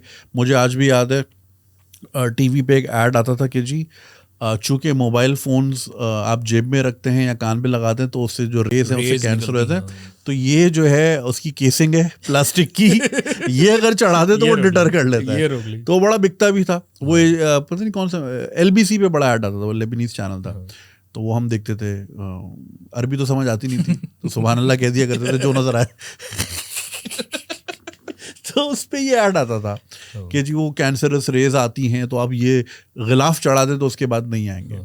सो ये होती हैं हमेशा, जब भी नई टेक्नोलॉजी आती है उसकी ममानियत की जाती है, या फिर ये जैसे यूट्यूब है, यूट्यूब हराम था, जब से इनके डॉलर बने तो अब हलाल हो गया, ठीक है, अब बैन नहीं लगेगा, अब बैन नहीं लगे, अब कभी भी नहीं लग सकता बैन, लग ही नहीं सकता अब, ठीक है ना। ये वही चीज होगी जैसे कि यार सो प्रोडक्ट का ना, मैं अभी रिसेंटली मैंने पढ़ा था, प्रोडक्ट का एक हाइप साइकिल होता है। जो भी टेक्नोलॉजिकल प्रोडक्ट आती है ना, प्रोडक्ट का हाइप साइकिल नहीं, एक्चुअली इनोवेशन का, या हाँ इनोवेशन का एक हाइप साइकिल है कि जब भी कोई नई चीज़ आती है ना तो उसका ग्राफ कुछ यूं करके जाता है और फिर नीचे आता है। तो उसमें वो बड़े वो जोन्स हैं जो उसमें डिफाइन किए हुए कि there is this unrealistic expectations का एक ग्राफ होता है कि भाई दो टाइप की हैं। एक तो पॉजिटिव है कि मतलब जैसे एआई आया, कुछ लोगों को अबे ये तो दुनिया बदल देगा भाई, और ये तो अब इंसान की ज़रूरत नहीं रहेगी और ये और वो। और फिर दूसरी तरफ आपके ये हिसाब किताब चल रहा था कि बोलते हैं कि यार ये इंसान को रिप्लेस करने के लिए ये मेरी दुश्मन है। सो ये दोनों तरफ की हाइप जो है, पॉजिटिव एंड नेगेटिव, ये बढ़ती चली जाती है। उसके बाद फिर आता है ट्रफ ऑफ डिसइल्यूजनमेंट। नहीं, नॉर्मलाइज फॉरन नहीं होती, there is a trough of disillusionment. Maybe you can put up that graph over here. मैं बताता हूँ ना आपको काम कैसे करूँ, पाकिस्तानी हूँ after all. So trough of disillusionment उसमें आता है कि जिसमें सबके ख्वाब ना टूटना शुरू हो जाते हैं। कुछ के नाइटमेयर्स हैं, कुछ के अच्छे ख्वाब हुआ। हाँ बेसिकली ये होता है कि जो ये समझ रहे थे कि यार ये टेक्नोलॉजी दुनिया बदल देगी, उनको रियलाइज होता है कि अच्छा मे बी इतना नहीं था, हाइप ज्यादा थी। हाँ। जैसे Y2K था, Y2K हाइप इतनी थी, हुआ कुछ भी नहीं। अजीब यार, मुझे याद है अच्छे तरीके से, मैं तो जबरदस्ती जागा था कि यार क्या होगा। हाँ मैं भी जागा था रात को कि भाई अभी जहाज गिरने लग जाएंगे, एयरलाइंस जहाज क्रैश होना शुरू हो जाएंगे वगैरह वगैरह। कुछ भी नहीं हुआ, अजीब Y2K 00 हो गया बस आगे। सो एनीवे, सो इसमें ये ट्रफ ऑफ डिसइल्यूजनमेंट आता है जिस फेज में बेसिकली दुनिया है, हम नहीं है, हम अभी भी वो उसी एक्सपेक्टेशन वाले पे चल रहे हैं, आगे नहीं बढ़ते, हम फंस जाते हैं और वहीं पे ना फंसे रहते हैं। भाई आगे बढ़ो। ट्रफ ऑफ डिसइल्यूजनमेंट ये है कि आप रियलाइज करते हो कि अच्छा ठीक है, ये इतनी बुरी चीज़ भी नहीं है और ना इतनी अच्छी भी चीज़ है। उसके बाद फिर थोड़ा सा ये होता है कि आंखें खुलना आपकी शुरू होती हैं। मैं एग्जैक्टली टर्म्स का मुझे याद नहीं है, लेकिन उसमें यह कि फिर आहिस्ता आहिस्ता होता है एंड देन फिर वो प्लेटो आता है, जो प्लेटो ऑफ रियलिटी है कुछ इस तरीके से कहलाता है। सो उसमें फिर जाके नॉर्मलाइज होती हैं चीजें। It's like internet right now, internet का भी है मतलब, हाँ कोई हाइप नहीं है, बस हाँ है तो है। अब it's a basic right now in a lot of countries. Exactly, running water की तरह, रनिंग वाटर। यार स्पीकिंग ऑफ इनोवेशन, अभी जैसे तुम बात कर रहे थे ना थोड़ी देर पहले, द एक होती ना, so what Pakistan really lakhs in my opinion is that कि मसले तो हैं और मसले हर जगह हैं और होते हैं। मसला ये है कि एक काउंटर वॉइस भी होती है। जैसे फॉर एग्जांपल अगर बॉलीवुड में ये प्रोपेगेंडा मूवीज़ बनती हैं तो वहाँ पे उसका काउंटर सिनेमा भी मौजूद है जो कि उतनी ही अच्छी है। लापता लेडीज इन अगर रिसेंट एग्जांपल्स देखें, ब्यूटीफुल मूवी राइट। तो वो बैलेंस कर देती हैं चीज़ों को कि अच्छा भाई सलमान भाई वाले फ़ैन भी अगर हैं, एलविश यादव वाले भी हैं, तो ये वाले भी हैं, बिल्कुल ठीक है। हमारे ना कोई इस तरह की voice, not just in entertainment, in any way. यार अच्छा लीडर नहीं है हमारे पास कोई। एक ऑरेटर जो होता है ना, हिटलर क्यों मशहूर था यार, उसकी आवाज़ में जो था ना कि वो कॉन्फिडेंस, जिस तरह वो, I am not saying what he did was right, but like वो 100-day review of एडोल्फ, पैसे खाए तो एडोल्फ, उसने फ्यूचर में ट्रांसफर किया तो जुनेद भाई कैंसिल। तो सो यार वो एक होता ना कि यार you look up to a father figure. जैसे घर में भी जहाँ पे वालिद साहब ज़रा उनकी एक लीडरशिप होती है, नज़र भी आ रही होती है, तो वहाँ पे एक डिसिप्लिन, नज़्म ज़ब्त भी नजर आता है। एक तो हमारा ये लायक है। दूसरा कि ना इस तरह की कोई वाइब दिखती नहीं है। हर तरफ मायूसी है, लोग भाग रहे हैं। अब मैं उनको ब्लेम नहीं करूंगा, मैं इसको भागना नहीं कहूंगा, it's not the right time. People are doing, भाई जैसे दादा को लगा कि यार ये नहीं है, मैं शायद यहाँ बेहतर हूँ, तो ट्रेन में बैठ के यहाँ आ गए। अब पोते को लग रहा है शायद यहाँ नहीं, मंजिल मेरी पोर्चुगल है, तो वहां जा रहा है यार। नहीं अच्छा, मैं सारी बातों से अग्री कर रहा हूँ आपकी। लीडरशिप जो है, जो मौजूद है, वो क्या कर रही है, उसकी शक्ल आप देखिए कि क्या है।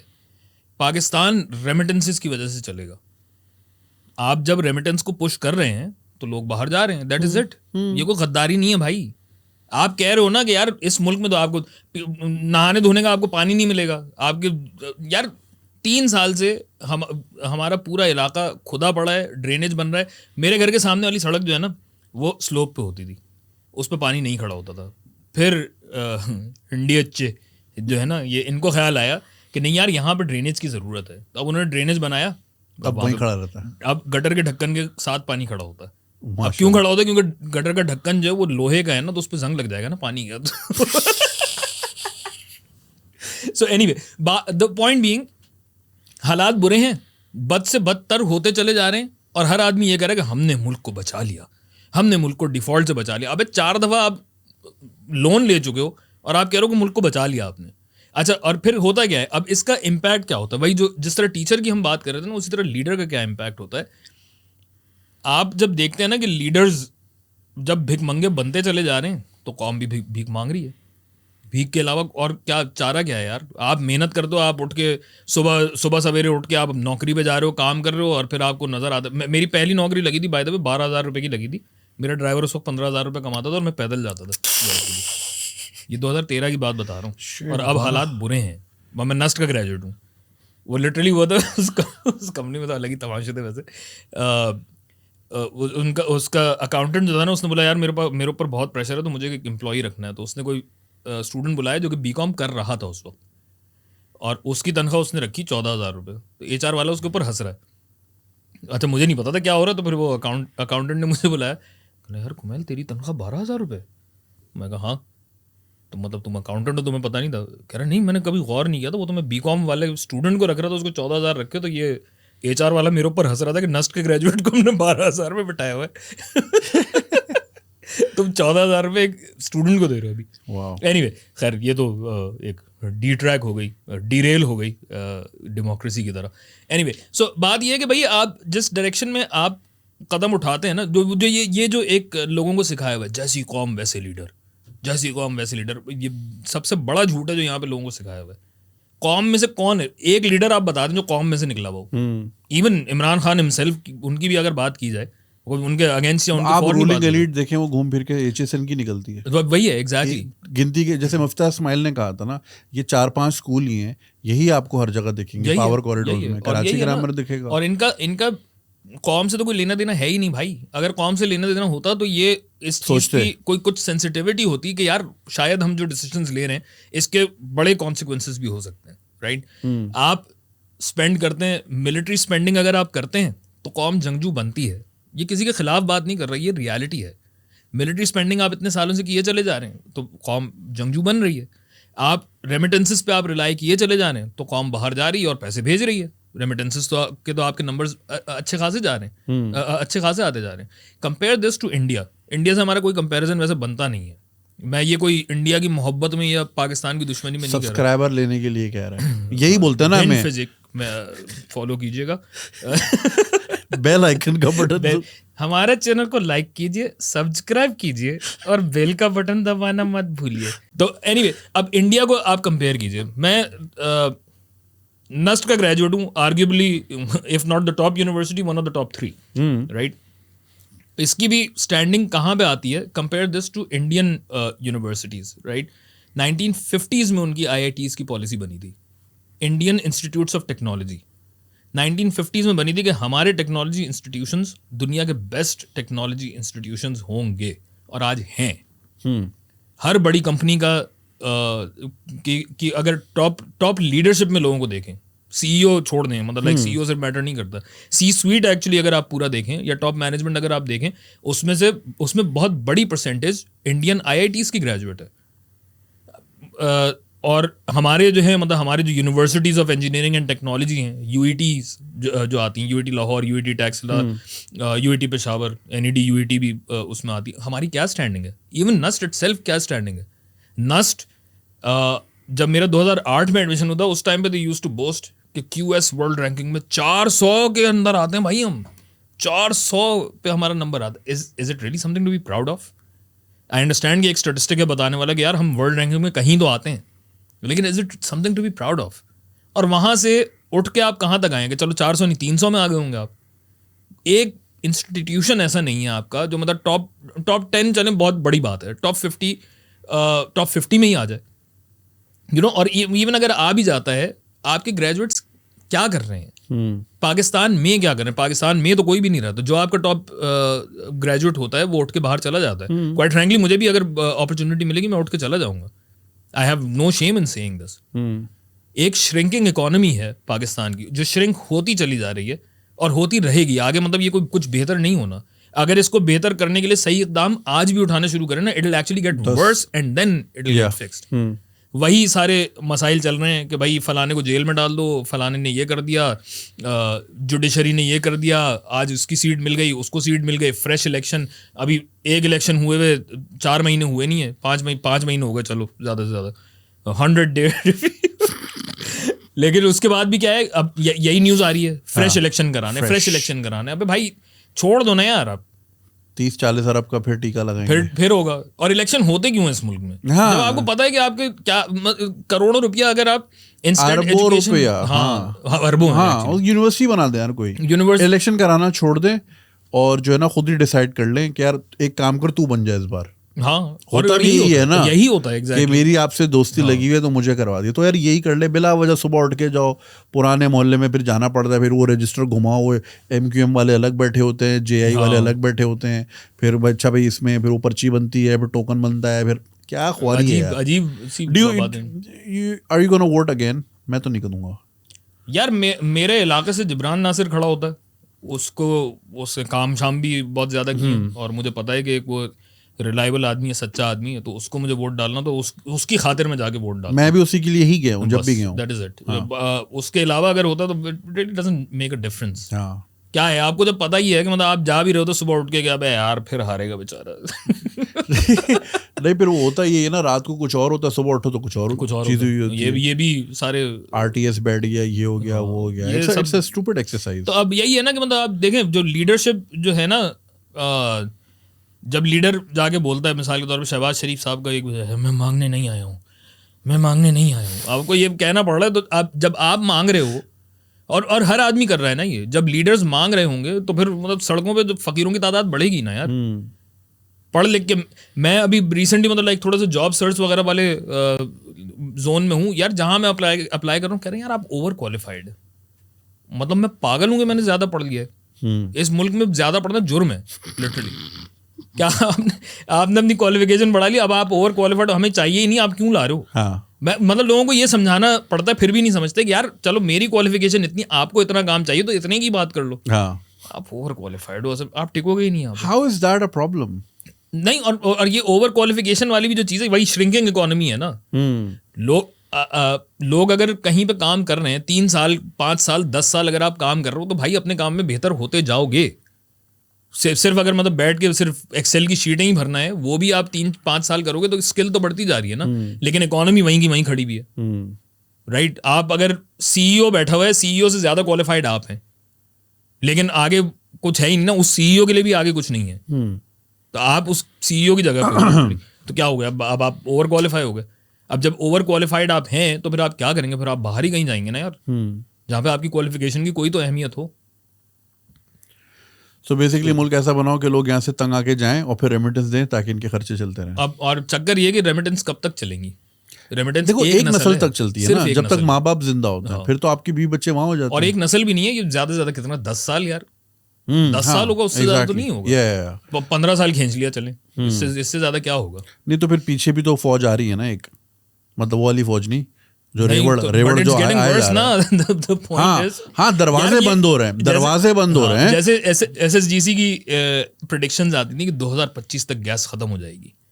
गैस स्पॉट 2025 आ गया ना, तो ये वही है कि इनएविटेबल चीजें हैं कि मतलब ये हो के रहेंगी चीजें। हर आदमी जब ये देख रहा है ना, वो तो बल्कि किसी लीडर साहब का, आई थिंक हामिद मीर के किसी प्रोग्राम पे था, वो कहने लगे नहीं हम तो उधार लेके चला लेंगे ना। तो वो कह रहा भाई उधार वापस भी तो करना, हमें थोड़ी करना, वो तो अगले को करना है ना। क्या हमें तो करना तो है ना किसी को। अजीब वो हैंग हो गया, ऐसे बैठा हुआ क्या, ये भी होता है। उधार कब वापस करना होता है। अजीब से ये हालात हैं यार इस मुल्क में। अभी मैं वही देख रहा था जो हम बात कर रहे हैं ना कि दरवाजे बंद होते जा रहे हैं, तो भी मैंने स्टोरी पे ही शेयर किया कि वो UAE में वीजे नहीं मिल रहे, ठीक है, इवन दो वो आके बेचारे बार बार बोल रहे कि नहीं नहीं हमने बंद नहीं किया लेकिन बंद है, नहीं मिल रहे यार हमारे दोस्तों को। भाई आधे आधे दिन के नोटिस पे मिलता था दुबई का वीजा। अगर सुबह आपका प्लान बन गया शाम आप बैठे होते थे, अब नहीं मिलता, महीने महीने तक लोगों का नहीं आता। तो वो उसमें वो एक सेनेट की कोई कायम मकाम कमेटी बनी थी, तो उसमें डिस्कस हो रहा था कि भाई वो शिकायतें वहाँ से ये आई हैं कि आप जो रेवड़ भेजते हो यहाँ वो किसी सिविलाइज सोसाइटी में रहने के काबिल नहीं होता। हाँ। वो जहाँ औरत देखते हैं वो टिकटॉके बनाते हैं। हाँ। और इनफैक्ट मैं भी एक अकाउंट ढूंढ रहा था क्योंकि पिछले 3 दिनों से वो मेरे फॉर यू पे आ रहा था कि कोई यहीं का गाँव का बंदा है, तो पीछे से जहाँ से कोई अंग्रेज आ रही होती है ना वो कैमरा खोल लेता है और वो ऐसे प्रिटेंड करता है कि वो तो अपनी बना रहा है, लेकिन जहाँ जहाँ वो गोरी जा रही होती है कैमरा घूम रहा होता है। राइट। अब वो 2-3 वीडियो में तो नहीं देखा उन खवातीन ने, या नोटिस किया होगा उन्होंने इग्नोर किया, बट कोई तो देख रहा है ना वो, ऐसी बात है। राइट। तो अब उस पर ये चीज़ आई। दूसरा आया कि जी वो कोयती मिनिस्ट्री ने शिकायत की है कि भाई वो अस्पताल में अगर नर्स को बोलो कि पेशेंट को उठाओ, कहती नहीं मेरा काम नहीं वार्ड बॉय का काम है। तो कह रहे भाई आप इस तरह के बदतमीज लोग भेजते हैं लोग ना यार। हाँ। मुजम्मिल इतने सारे मुजम्मिल लोग हैं, मुजम्मिल हसन नाम है ना। हाँ। उन्हीं की एक पूरी इस पे वीडियो थी ना कि अनएम्प्लॉयबल क्लास एक क्रिएट कर दी है। हाँ। और यही है ना जब इंटेलेक्चुअल यार मतलब ड्रेनेज होता रहेगा। आप देखो एक तरफ आपके ऐसे लोग हैं, यही HSN, कराची ग्रामर और ऑक्सफोर्ड, कैम्ब्रिज, हार्वर्ड, MIT जिसको हमदर्द UIT इक्विवेलेंट है ना उसका। अब एक एंड पे ये है, दूसरे एंड पे 3 करोड़ बच्चे हैं जिन्होंने स्कूल की शक्ल नहीं देखी आज तक। 3 करोड़ बच्चे जिन्होंने स्कूल की शक्ल नहीं देखी, और ये 3 करोड़ तो गवर्नमेंट के अपने फिगर्स हैं, ये तो वो है जो उन्होंने गिन लिए। असल फिगर डेफिनेटली इससे कहीं ज्यादा है, ऐसे ही, ठीक है। और उसके बीच में ना कोई अजीब सी एक खिचड़ी बन रही है कि जिसमें जिसकी जो मर्जी आ रही है ना वो पेले चला जा रहा है। हर शहर का अलग बोर्ड खोला हुआ है, हर सूबे का, एक तो 18वीं तरमीम हो गई तो उसके बाद से ये कि हर सूबे का अपना हिसाब किताब है। एजुकेशन नेशनल मैटर नहीं है, जिसको करना है वो अपना कर ले। राइट। ये चीज़ चल रही है। जो सिंगल नेशनल करिकुलम लाने की कोशिश की थी PTI ने, उस पर बिलावल साहब आ गए थे, हम नहीं एजुकेशन नहीं करने देंगे, मैं तुम्हारे साथ वो हशर करेंगे। ये इस टाइप की ये फजूल किस्म की बातें यार। मतलब कोई कोलैबोरेशन कर लो, कुछ समझ तो लो कि कितना बड़ा मसला है। राइट। हर आदमी अपना ही हिसाब किताब कर रहा है। अच्छा, और मैं अभी रिसेंटली ना मैं यही सोच रहा था कि यार मिसाल के तौर पे इलेक्ट्रिक व्हीकल्स आ जाती हैं। अगर इलेक्ट्रिक व्हीकल्स आ जाएंगी, बिजली जो है वो तो वैसी महंगी हो रही है, तो आप सोलर पैनल लगा लो, तो बिजली अपनी बना रहे हो। गैस तो पाइपों में आ नहीं रही, उसके लिए आपको सिलेंडर लेना पड़ रहा है। पानी लाइनों में आ नहीं रहा, उसके लिए टैंकर डलवाना पड़ रहा है। तो अब जब सब चीज़ें खुद ही करनी है तो अपने घर को एक अलग मुल्क बना लो। बॉर्डर्स वगैरह तो डिफाइंड है और उस पर वीज़ा वगैरह वाला हिसाब किताब कर लो। मेरा ख्याल है अब पाकिस्तान जो है ना उसमें माइक्रो मुल्क सब लोग अपने अपने बना लें और अपनी इकोनॉमी खुद ही मैनेज करें, क्योंकि ये इससे तो ये तो समझ में नहीं आ रही चीज़। अच्छा, तुमने इलेक्ट्रिक व्हीकल्स की बात की कि वो अब उस दिन कोई फिगर आ रहा था कि दुबई में पता नहीं 7,000 या 12,000 जो टैक्सी ड्राइवर हैं वो पाकिस्तानी हैं। Right. Including ride sharing apps वगैरह वगैरह। और वो तो वहाँ तो ये सेल्फ ड्राइविंग कार्स टेस्ट कर रहे हैं, तो वो फ्लाइंग टैक्सी भी टेस्ट कर रहे हैं अगले साल, सऊदी में भी और वहाँ भी। तो मतलब जो बिल्कुल ही कोई स्किल नहीं भी है, ड्राइविंग कोई इतना रॉकेट साइंस स्किल नहीं है, और हमारे मुल्क में ऐसे भी लोग हैं जिन्होंने उसको अपना कुल कायनात बनाई हुई कि ये मेरी स्किल है जिसकी बुनियाद पे मैं अपना कुंबा चलाता हूँ। तो वो तो 2 साल में 3 साल में ऑब्सोलीट हो जाएंगे। बिल्कुल ऐसी वो क्लास कहाँ जाएगी फिर, या अभी जो ड्राइवर्स बन रहे हैं वो कहाँ जाएंगे फिर। तो काम ही नहीं हो रहा किसी लेवल पे, स्किल लेवल पे। दुनिया का डस्टबिन बेसिकली बनता जा रहा है ना यार। यहाँ पे इतना भी नहीं है कि रियल एस्टेट है जिस तरह आप देखते हो कि रियल एस्टेट की इतने बड़े बड़े मोगल्स हैं जो रियल एस्टेट अगर रखते हैं ना तो उसके साथ कुछ करते हैं कि भाई मैंने इतने एकड़ ज़मीन मैंने खरीद लिया, अब इसके ऊपर मैं बनाऊँ अम्यूजमेंट पार्क बना लूँ, इसके ऊपर मैं कोई ऐसी बिल्डिंग खड़ी कर लूँ जहाँ पे लोग आके बिजनेस करें या कुछ करें। यहाँ पे रखी नहीं है, बस खरीद के, वो फाइलें खरीदी और बस रख दी, फाइलें ही घूम रही हैं, बस फाइलें ही घूमे चले जा रही हैं। कुछ एक प्रोडक्टिव चीज़ भी नहीं है। और अगेन मतलब coming back to the whole point, अपने रोंदियाँ तो हमने डाल ली, लेकिन वही है कि मतलब ये सारे का सारा सिलसिला ना it's because of a lack of leadership. और लीडरशिप एंड ऑल्सो गोल, कौमों के गोल होते हैं। अभी जैसे देखो ना, वो नीता अंबानी गई हुई है पेरिस में, राना सनाउल्लाह भी गया हुआ है, लेकिन फर्क देखो, राना सनाउल्लाह घूमने गया हुआ है, नीता अंबानी, या मैं ना वो पैसे वो कर रहा हूँ, हराम कर रहा हूँ। नीता अंबानी बाकायदा वो चेयरपर्सन है उनकी किसी कमेटी की, कायमा कमेटी वगैरह। वो 2036 में इंडिया में ओलंपिक लाना चाह रहे हैं। 2036 में फेल हो जाएंगे, 40 में हो जाएंगे, 44 में, तो 48 में तो आ ही जाएगा। राइट। किस लेवल पे वहाँ काम हो रहा है और हमारे यहाँ लीडरशिप किस लेवल पे। वो अपने वो फ्री के पेरिस के टूर, ये से अच्छा तो बंदा इन्फ्लुएंसर बन जाए यार। एजुकेशन, अगर आपने इतनी जेलें काट के, सोबतें काट के, लाठी चार्ज, फौज का डंडा खा खा के पेरिस ही जाना था, अबे यूट्यूबर बन जाओ यार। सही बात है। पीछे पड़े रहते हैं ट्रैवल तो फलाना ट्रैवल, भाई हमसे टिकट ले लो, वीडियो बना दो, ठीक है ना। ये ज्यादा आसान तरीका है यार। सही इतने आपने लॉन्ग मार्च और फलाना मार्च और भूख हड़ताल और ये सोबतें वगैरह वगैरह एक पेरिस के लिए। तो यही है ना कि फिर एज अ पॉलिसी लोगों को जाहिल रखा जाता है ना, कि जब जाहिर है कोई पढ़ा लिखा आदमी होगा तो ये सब बातें करेगा, ये सब पूछेगा ना कि मेरा पैसा अगर है तो कहाँ जा रहा है। लोगों को रखो ही जाहिल, अनएम्प्लॉयबल हो, अगर एम्प्लॉयमेंट होगी भी तो वो टैक्सेबल क्लास में तो आएंगे नहीं ना। जब उनका पैसा जा ही नहीं रहा होगा तो क्या सवाल करेंगे आपसे, राइट। और ये है कि अभी जिस तरह आपने वो साल के शुरू में जैसे ये इलेक्शन वगैरह ख़त्म हुए थे, फिर ये खालिद मकबूल सिद्दीकी साहब हमारे मिनिस्टर बने और उन्होंने एमरजेंसी डिक्लेयर कर दी, एजुकेशन में एमरजेंसी हो गई है यार। कल तो फारूक कह रहे टॉम क्रूज है लड़का कराची का। मावा टॉम क्रूज मावा खा रहा है। अच्छा फिर अब उन्होंने एमरजेंसी डिक्लेयर कर दिया। अब इनसे कोई पूछे क्या तो देन इमरजेंसी का मतलब क्या है? या तो मतलब इमरजेंसी का ये हो कि आपने रियलाइज किया कि नहीं यार 3 करोड़ बच्चे आउट ऑफ स्कूल हैं, ये स्कूलों का मसला है, ये टीचर्स का मसला है, ये स्कूल लीडरशिप का मसला है, फलाना मसला, ढमाका मसला, और हम इमरजेंसी बुनियादों पे पूरी असेंबलीज को बिठाएंगे और पॉलिसी बदल देंगे और ये कर देंगे। ठेंगा कुछ भी नहीं है। ये सिर्फ इसके लिए बज़वर्ड है। 2 साल बाद 3 साल बाद जब भी हुकूमत गिरती है तो बोलेंगे यार हमने तो लगाई थी ना, ये वो वाला है, मैंने तो किया था, कुछ हुआ ही नहीं तो मैं क्या करूँ। ये वो है लिटरली। और दूसरा मैंने ना जितना मेरा एक्सपोजर रहा है ना मतलब ये करता धरताओं के आसपास, मैंने जो फीलर लिया है ना वो ये है कि इनका मकसद ये होता है कि जियो पर टिकर आज किसका चलेगा, ताकि जब शाम को हम बैठेंगे फलाना क्लब तो ढिमकाना क्लब में या किसी के घर में तो टिकर चलना चाहिए मेरा, ताकि यार वाह यार आज कोमैल भाई का नाम आया यार। मतलब तो और यही जजमेंट्स भी हमारे जो जजेस जो दे देते हैं उल्टी सीधी कि जी अब से जो है ख़वातीन बुरके में आएंगी फलानी यूनिवर्सिटी में, मतलब ना हासिल ना हसूल ना उसका कोई सर ना पैर, बट टिकर चल गया जी जज साहब पे, या इस ऐप में बड़ी बेहयाई हो रही है तो मैं इसको बैन करूँगा। अजीब ही मतलब और सारी बेहयाई पाकिस्तान में ही आगे होती है। हाँ सिर्फ पाकिस्तान में ये मसला है कि यार बेहयाई की वजह से मुल्क तबाह हो रहा है। रियली ये सिर्फ इसीलिए तबाह हो रहा है कि बेहयाई ना, बेहयाई तो है आपके घुटने 70 से ऊपर आपका ये बैन हो जाएगा यार। हाँ सॉरी, मुल्क में बेहयाई मच रही है कि शॉर्ट्स पहने में। तो अब यही एक चीज़ है ना। अब अच्छा कंपेयर दिस टू इंडिया की एजुकेशन पॉलिसी। बड़ा शौक है ना लोगों को इंडिया से कंपैरिजन करने का, जो बनता नहीं है। हमेशा सोमालिया, इथोपिया वगैरह वो भी बेहतर ही है हमसे। अभी तो इस हफ्ते तो और नई ज़बरदस्त खबरें भी आई हैं ना कि हम टॉप पे आए हैं भाई, हम टॉप पे आए हैं। कहाँ पे? लीस्ट लिवेबल सिटीज, माशाल्लाह, Karachi most dangerous city for the 2nd number पे आए। I will tell you what, because हम दोनों का एज ब्रैकेट आगे पीछे ही है। AXN पे आपको याद होता होगा वर्ल्ड्स डेडलीस्ट वीडियोस करके कोई एक प्रोग्राम आता था, तो उसमें एक साउथ अमेरिकन शहर का, किसी मुल्क के शहर का, मैं मुल्क भूल रहा हूँ तो मैं गलत बोलना नहीं चाह रहा, तो वो दिखाते थे कि जी कितना डेंजरस है। तो एक आदमी जो कि पैंट शर्ट टाई पहन के ब्रीफ केस लेके जा रहा है, उसकी कोई वीडियो बना रहा है दूर से हैंडी कैम से, और रैंडम लोग आके कोई इसका बैग छीन रहा है, कोई इसको मार रहा है, कोई इसका वॉलेट लेके भाग रहा है। और मैं देखता था मैं ये क्या है, और आज अल्हम्दुलिल्लाह हमारा शहर उस तरफ पहुंच चुका है, राइट।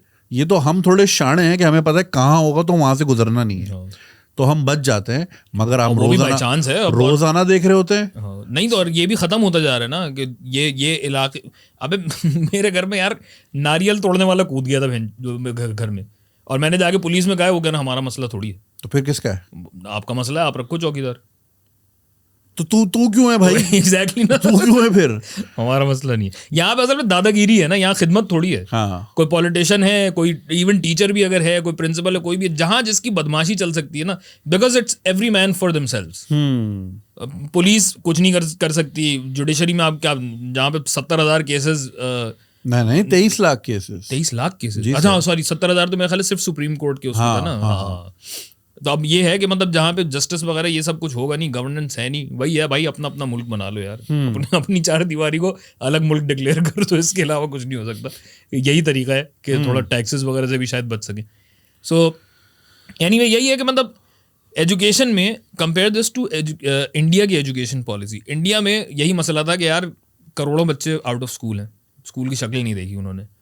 हर किस्म का इनोवेटिव सोल्यूशन ट्राई कर लिया कि यार वो यहाँ पे तो होता है ना, ऐप दे दो. अबे लोगों को लिटरली किताब का सफ़ा पलटना नहीं आता. लिटरली ये मसाइल पता चलें कि लोगों को किताब, टीचर्स को किताब का सफ़ा नहीं पलटना आता हैं जी. ये फाइंडिंग्स हैं. और मुझे भी देख के हुआ कि सफ़ा पलटना कि कैसी बात है ये. इस लेवल के मसाइल हैं यहाँ पे. और वहाँ पे होता है कि नहीं, अगर हम एक इनोवेटिव एड टेक प्रोडक्ट बना दें और फिर tech using the leveraging technology to educate the message. अबे इंटरनेट की पेनिट्रेशन आप देखो अपनी. हाँ. और जो पेनिट्रेशन तो फायरवॉल लगा दी, अब तो नेट ही नहीं चलता. हाँ नहीं, आपको पता है इशू क्या है. टेलीनॉर ने एक कंपनी के साथ काम करने की कोशिश की थी कि भाई क्रेडिट डलवाएं और आपको जितना भी इनका एजुकेशनल कंटेंट है ना वो सारा एक्सेसिबल हो जाएगा. वाओ. तो उसमें पता क्या चला कि भाई ज़्यादातर यूज़र्स जो हैं वो ख़वातीन होनी चाहिए उसूलन, लेकिन वो जो ख़वातीन है ना उनके हस्बैंड्स कड़ी नज़र रखते हैं कि ये क्रेडिट कितना चाहिए और कितना इस्तेमाल हो रहा है और कहाँ इस्तेमाल हो रहा है. और अगर वो इसके अलावा मतलब उनको मैसेज करने के अलावा, उनको कॉल करने के अलावा कहीं पे भी अगर इस्तेमाल होता है, लिटरली मतलब बिल वगैरह देखते हैं, कॉल हिस्ट्री चेक किया करते हैं. इतना फारिग टाइम है लोगों के पास कि अगर इस टाइप की कोई चीज़ होती है तो मतलब ये तलाक पे और मारने पीटने पे बात आ जाती है. डोमेस्टिक वायलेंस वगैरह तो आपको पता है कि ये तो चलती फिरती बात है पाकिस्तान में. और पुलिस कहती है घर का मसला है. बस यहाँ ये तो सर आपके घर का मसला है सर. हाँ, ये तो आपके घर का इशू है, आप रखे ना. हमारा क्या मतलब, हम क्या करें. मैं एक बार मेरा मोबाइल छिन गया पैदल ही ना, वो जब बेनज़ीर वाला वाक़या हुआ था. तो मतलब वो सारे वाइट वॉकर्स बाहर आ गए थे, पुलिस थी नहीं. और मैं बेचारा, मैं मेहनती आदमी, मैं काम करने गया हुआ था. मतलब कत्ल के अगले दिन भी मैं ऑफिस गया जहाँ पूरा सुबह चला हुआ था. मैं जा रहा था और लग रहा था बैटमैन की फिल्म में, क्योंकि एटीएम मशीन जली हुई सड़क पे पड़ी हुई थी. यार आई रिमेंबर, मैं उस वक्त ट्यूशन पढ़ाने जा रहा था जब कत्ल की खबर आई थी. मैं कैंट से पैदल मुझे जिना अस्पताल तक मैं घर जाना पड़ा था. और सुबह निकले हैं तो जिना अस्पताल के गेट के सामने वो जो ये वाली बसेस नहीं थी, ग्रीन बस वगैरह, वो जली हुई पड़ी हुई है. एक तो खड़ी हुई जली हुई पड़ी हुई. अच्छा, तुम्हें ये टाइम याद होगा कि बिकॉज उस जमाने में हंगामे बहुत होते थे, तो अगर मेरी तुमसे खुन्नस है तो टारगेट किलिंग बेसिकली क्या होती थी. हाँ. कि अगर हमारा कोई ज़ाती मसला है, राइट, मैं एक यूट्यूबर हूँ, तुम एक यूट्यूबर हो, मुझे तुम समझ नहीं आते, टारगेट किलर को मैंने रेट तय कर दिया, भाई ये है, ये बंदा है, उसने तुम्हारी मॉनिटरिंग कर ली. अब वो वेट करेगा हंगामे किस दिन होंगे. हाँ. राइट. तो MQM का अगर किसी से क्लैश हुआ या फलानी पार्टी का ANP से क्लैश हुआ या वैसे कहीं बम फट गया तो उसमें तुम्हें भी ठोक दिया और ऊपर झंडा रख दिया, तो अब तुम भी उस काउंटिंग में आ गए. राइट. तो इसी तरह ये जो ग्रीन बस की तुमने भी वाकया किया, बिकॉज ग्रीन बस वॉज अ बिग थ्रेट, जो आज भी मैं ये टूटी फूटी बस देख रहा था, मैं शर्म के मारे कि यार मतलब 2024 में मतलब लाइक किस मुंह से ये बसें चल रही हैं यार. और मेरा ये हमारे शहर में, हमारे मुल्क के सबसे बड़े शहर में ये बस चलती है, जहाँ पूरी दुनिया इलेक्ट्रिक हो गई है और वो लंबी लंबी बसें आ गई हैं, ट्राम सिस्टम्स आ गए हैं बसों से भी. हाँ, यही सो उनका हमेशा ये होता था कि कभी भी हंगामे हो ग्रीन बस को पत्थर जरूर मारते थे कि ये इवेंचुअली खत्म हो जाए, और वो हो गई. तो हमारी आवाम भी ना, और ये अभी पीपल्स बस सर्विस वगैरह भी जो है, ये बस मतलब मेरे ख्याल 2-3 साल की मेहमान होगी, दोबारा इसी के साथ यही हिसाब किताब होगा. मेट्रो बस चला रहे हैं, कुछ कर रहे हैं, एक हंगामे की देर होती है. तो मैं वो बता रहा था तुम्हें कि मोबाइल लुट गया, तो फिर मैं थाने गया. अच्छा, वो मोबाइल इत्तेफाक से था भी दोस्त का, मेरे पास तो था ही सस्ता, वो याद है 6600 नोकिया का. हाँ. तो मैंने 2 दिन के लिए लिया, मेरा मुझे अच्छा लगता है खरीदने की, तो सकत नहीं है तो मुझे दे दो. मैंने अपनी सिम उसमें डाल दी और वही छिन गया मनूस. ठीक है. तो अब मुझे ये था कि यार वो किसी और का है, मुझे 12-14 हज़ार रुपये देने पड़ जाएंगे ना. 2007 के 12-14 हज़ार, आज के 60-70 हज़ार लगा लो. राइट. तो 11 रुपये किलो आटा था उस वक्त, मुझे याद है. तो मैं थाने गया, तो मेरा मोबाइल छिन गया. वो लड़के पैदल खड़े हैं, तो अगर आप चलें तो रिकवर. यार सर गाड़ी में डीजल ही नहीं है. उस दिन मैंने फैसला किया कि मैं, अगर तो जिंदगी मौत का मसला ना हो, मैं कभी थाने जाऊंगा ही नहीं. जरूरत ही नहीं. मेरी कोशिश होगी मैं जो भी कॉन्फ्लिक्ट है बाहर ही रिजॉल्व करूंगा. मैं यहाँ आके अपना टाइम वेस्ट नहीं करूंगा. अरे यार, और नुकसान उल्टा हो जाता है. हाँ. मेरा मोबाइल बाय द वे, जिस थाने की मैं आपको बात बता रहा हूँ ना, कि उसने बोला था कि हमारा मसला नहीं है, उसी थाने की गली में मेरा मोबाइल छिना था बैक इन 2012 में भी. और वो यही कि मतलब जाके FIR, अच्छा FIR भी तो दर्ज नहीं होती ना. यहाँ पे कच्चा पर्चा कटता है. कच्चा पर्चा क्या है ये? रोजनामचा। हाँ और रोजनामचा लोग एक्सेप्ट कर रहे हैं कि वो एक पुलिस वाले ने ये करके, हाँ और इतनी बड़ी कहानी को वो इतने से पैराग्राफ में रखते हैं। वो सूखे भाई रिसाइकल्ड कागज होता है, हाँ। Because green police, you know, environmental activism is working, eco e police. और वो उस पर फाड़ के दे रहा, और दुनिया एक्सेप्ट कर रही है भाई।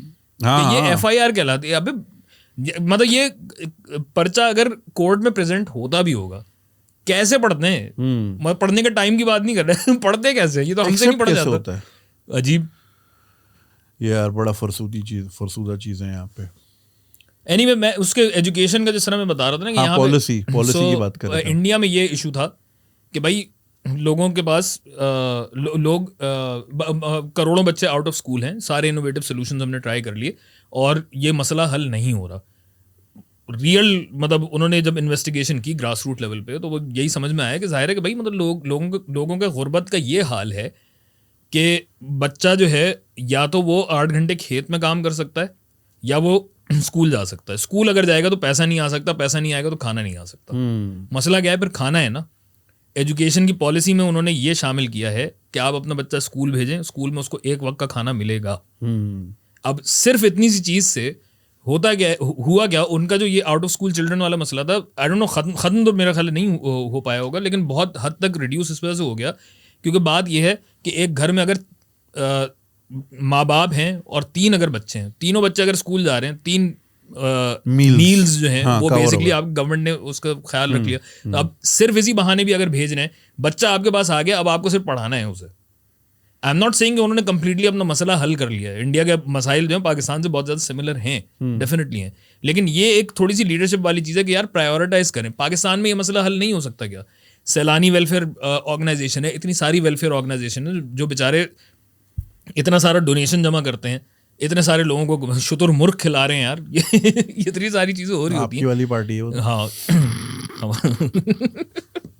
पार्टी थोड़ी सेठ खिला रहा भाई पार्टी का थोड़ी लेना देना। बट एनीवे, बात ये कि चैरिटेबल अगर लोग हैं इतने, अच्छा, और ऐसा नहीं है कि पाकिस्तान में ये है ना कि ये आवाम ही ऐसी है, ऐसा मसला नहीं है भाई। अगर ऐसा होता तो मुल्क कब का ख़त्म हो चुका होता। श्रीलंका वाले हालात हमारे कब के हो चुके होते। इतनी सारी वेलफेयर ऑर्गेनाइजेशन हैं जो लोगों को खाना खिलाती हैं। गवर्नमेंट क्या इनके थ्रू कोलैबोरेट नहीं कर सकती कि यार एक मील कम से कम आप यहाँ पे बच्चों को दें इस पर्टिकुलर इलाके में? मतलब ये एक ऑर्गेनाइजेशन है, इतने सारे स्कूल्स की जिम्मेदारी ले ले। आपने भी कुछ स्कूल्स की जिम्मेदारी ली थी, कुछ बना उसका या नहीं बना, इस पे अलग पॉडकास्ट। पॉलिटिकल माफिया ने हमें बड़ा तंग किया है। मतलब ये अगर भाई अगर ये बच्चे पढ़ जाएंगे हमारे नारे कौन लगाएगा? और एग्जैक्टली यही मसला है। हथियार से बात करते हैं। पहले दिन होता ये था कि वहाँ पे पानी की टंकी, जिस स्कूल की हम बात कर रहे हैं, वो प्लास्टिक की होती थी। तो मोहल्ले के बच्चों को जिनको ट्रेन करना होता था तो पिस्तौल देते थे कि जाओ निशाना मारो टंकी पे। तो टंकी फिर हमने सीमेंट की बनाई। तो पहले दिन जब पूरा काम हुआ ना, नल के चोरी। बताओ यार क्या पहले दिन। और वहाँ हमने सोचा था आईपैड वगैरह देंगे, एक सेफ भी लेंगे, टीचर्स को, प्रिंसिपल को बोलेंगे कि आपके सेफ में होगा। हमने वहाँ कंप्यूटर लैब बनानी थी, बच्चों को वो आईपैड वगैरह देने थे। तो हमने बोला जहाँ नलकी नहीं बच रहे, अबे लोटा ले गए। लोटा, who the fuck steals a लोटा man? How depraved do you have to be? क्या और कर क्या रहे हो उसका? हाँ तो फिर वो वी डिसाइड कि यार यहाँ तो नलके ही नहीं बच रहे, तो आईपैड तो बहुत ही दूर की बात है। नहीं, और वो भी है कि यही कि अगेन टेक तक बात तो उस वक्त जाए जब किताबें तो उन लोगों के पास किताबें नहीं है। यहाँ पे वही है भाई, एक पैराग्राफ आप पढ़ो और 10 तक की गिनती। अच्छा, ये जो आपने चैरिटेबल ऑर्गेनाइजेशन की बात की ना, इसमें मेरा अक्सर वो रहता है, देखिए अगर मकसद से पेट भरना है तो आप चने वाला पुलाव खिला देना। अब कल ये बता रहा था कि कौन सी जगह पे गया था, कईयूमाबाद, बारबेक्यू बन रहा था वहाँ, बारबेक्यू पार्टी। इससे आप आते बिगाड़ लो ना। अब इस पे लोग बोलेंगे जी आपका तो पेट भरा हुआ है तो आपके लिए कहना आसान है, आप प्रिविलेज्ड आदमी हो वगैरह वगैरह। अगेन वही वाली बात है, कोई ओकेजन है, सेठ खिला रहा है, वो एक अलग चीज़ है। मगर आप उनको इतना दे दो कि दे कैन सस्टेन। और जो बचा हुआ पैसा, वह मटन बिरयानी की नहीं बनती ना।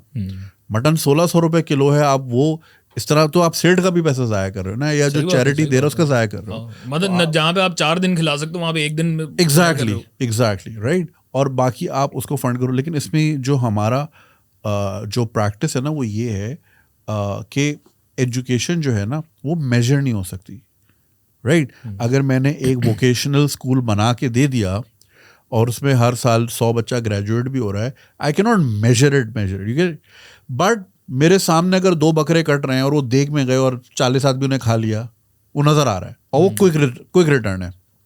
यार मैं मेजर तो लोगों के लिए ये भी बड़ा आसान है कि यार मेरी आंखों के सामने, मतलब वो नौकर खड़ा कर देते ना कि भाई देख के आना, अपनी आंखों के सामने ज़िबा कराना और देखना लोगों ने खाई कि नहीं खाई।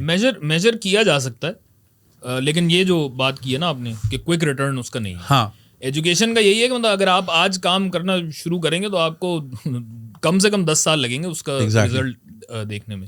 So nobody has that time ना।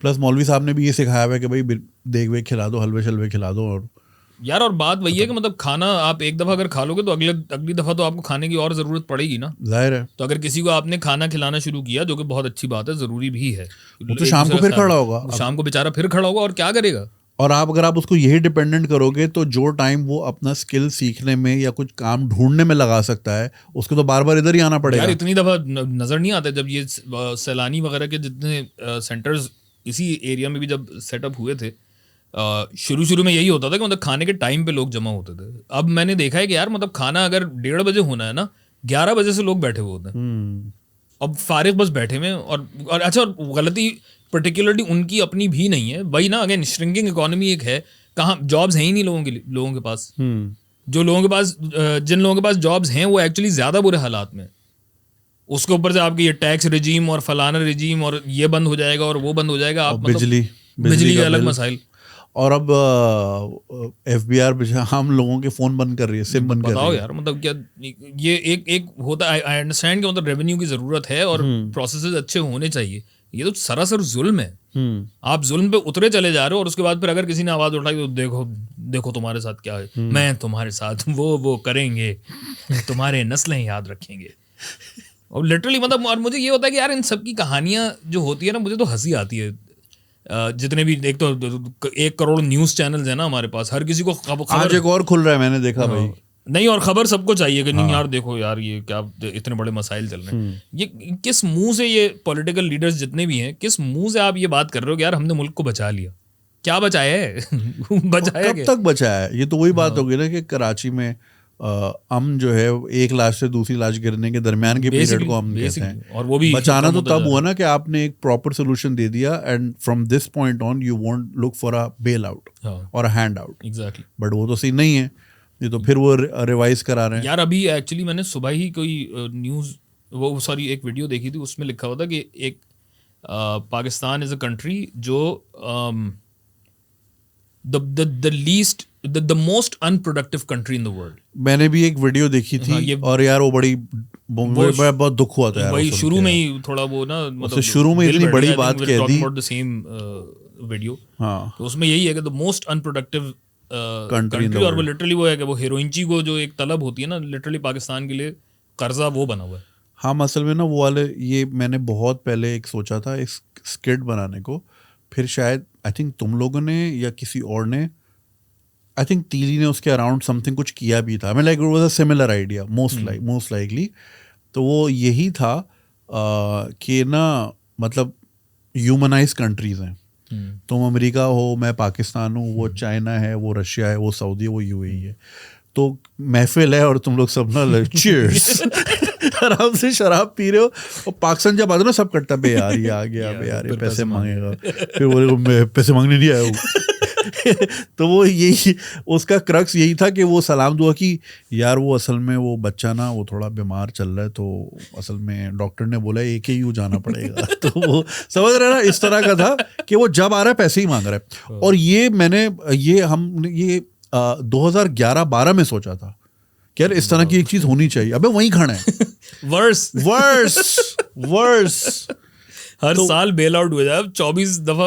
अच्छा, और मुझे सबसे अच्छी चीज़ ये लगती है कि पाक स्टडीज़ जब आप पढ़ते हैं ना, तो उसमें बताया जाता है कि अबे ये तो इतना फजूल कंट्री है, 3 दफ़ा कॉन्स्टिट्यूशन इसका रिवाइज हो चुका है। अबे तीसरी दफ़ा भी कौन सा कुछ उखाड़ गया भाई, 10 दफ़ा करो, 15 दफ़ा करो। हाँ। नहीं हो रहे बेहतर हालात।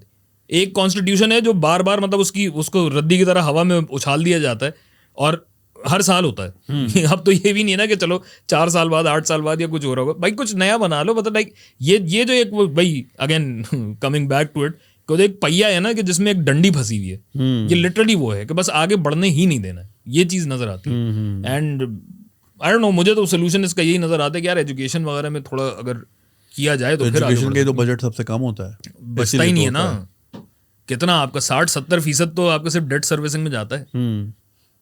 60-70% अगर सिर्फ डेट सर्विसिंग में जा रहा है तो हेल्थ पे और एजुकेशन पे आप क्या खर्च करोगे इस साल? बल्कि उल्टा जो डेवलपमेंट का जो बजट था वो और कम कर दिया गया, लेकिन गवर्नमेंट की अय्याशियां वो पूरी रहेंगी। वो सारी कल वो देख रहा था लाहौर में किसी के लिए 10 करोड़ की वो मंगवाई है लैंड क्रूजर।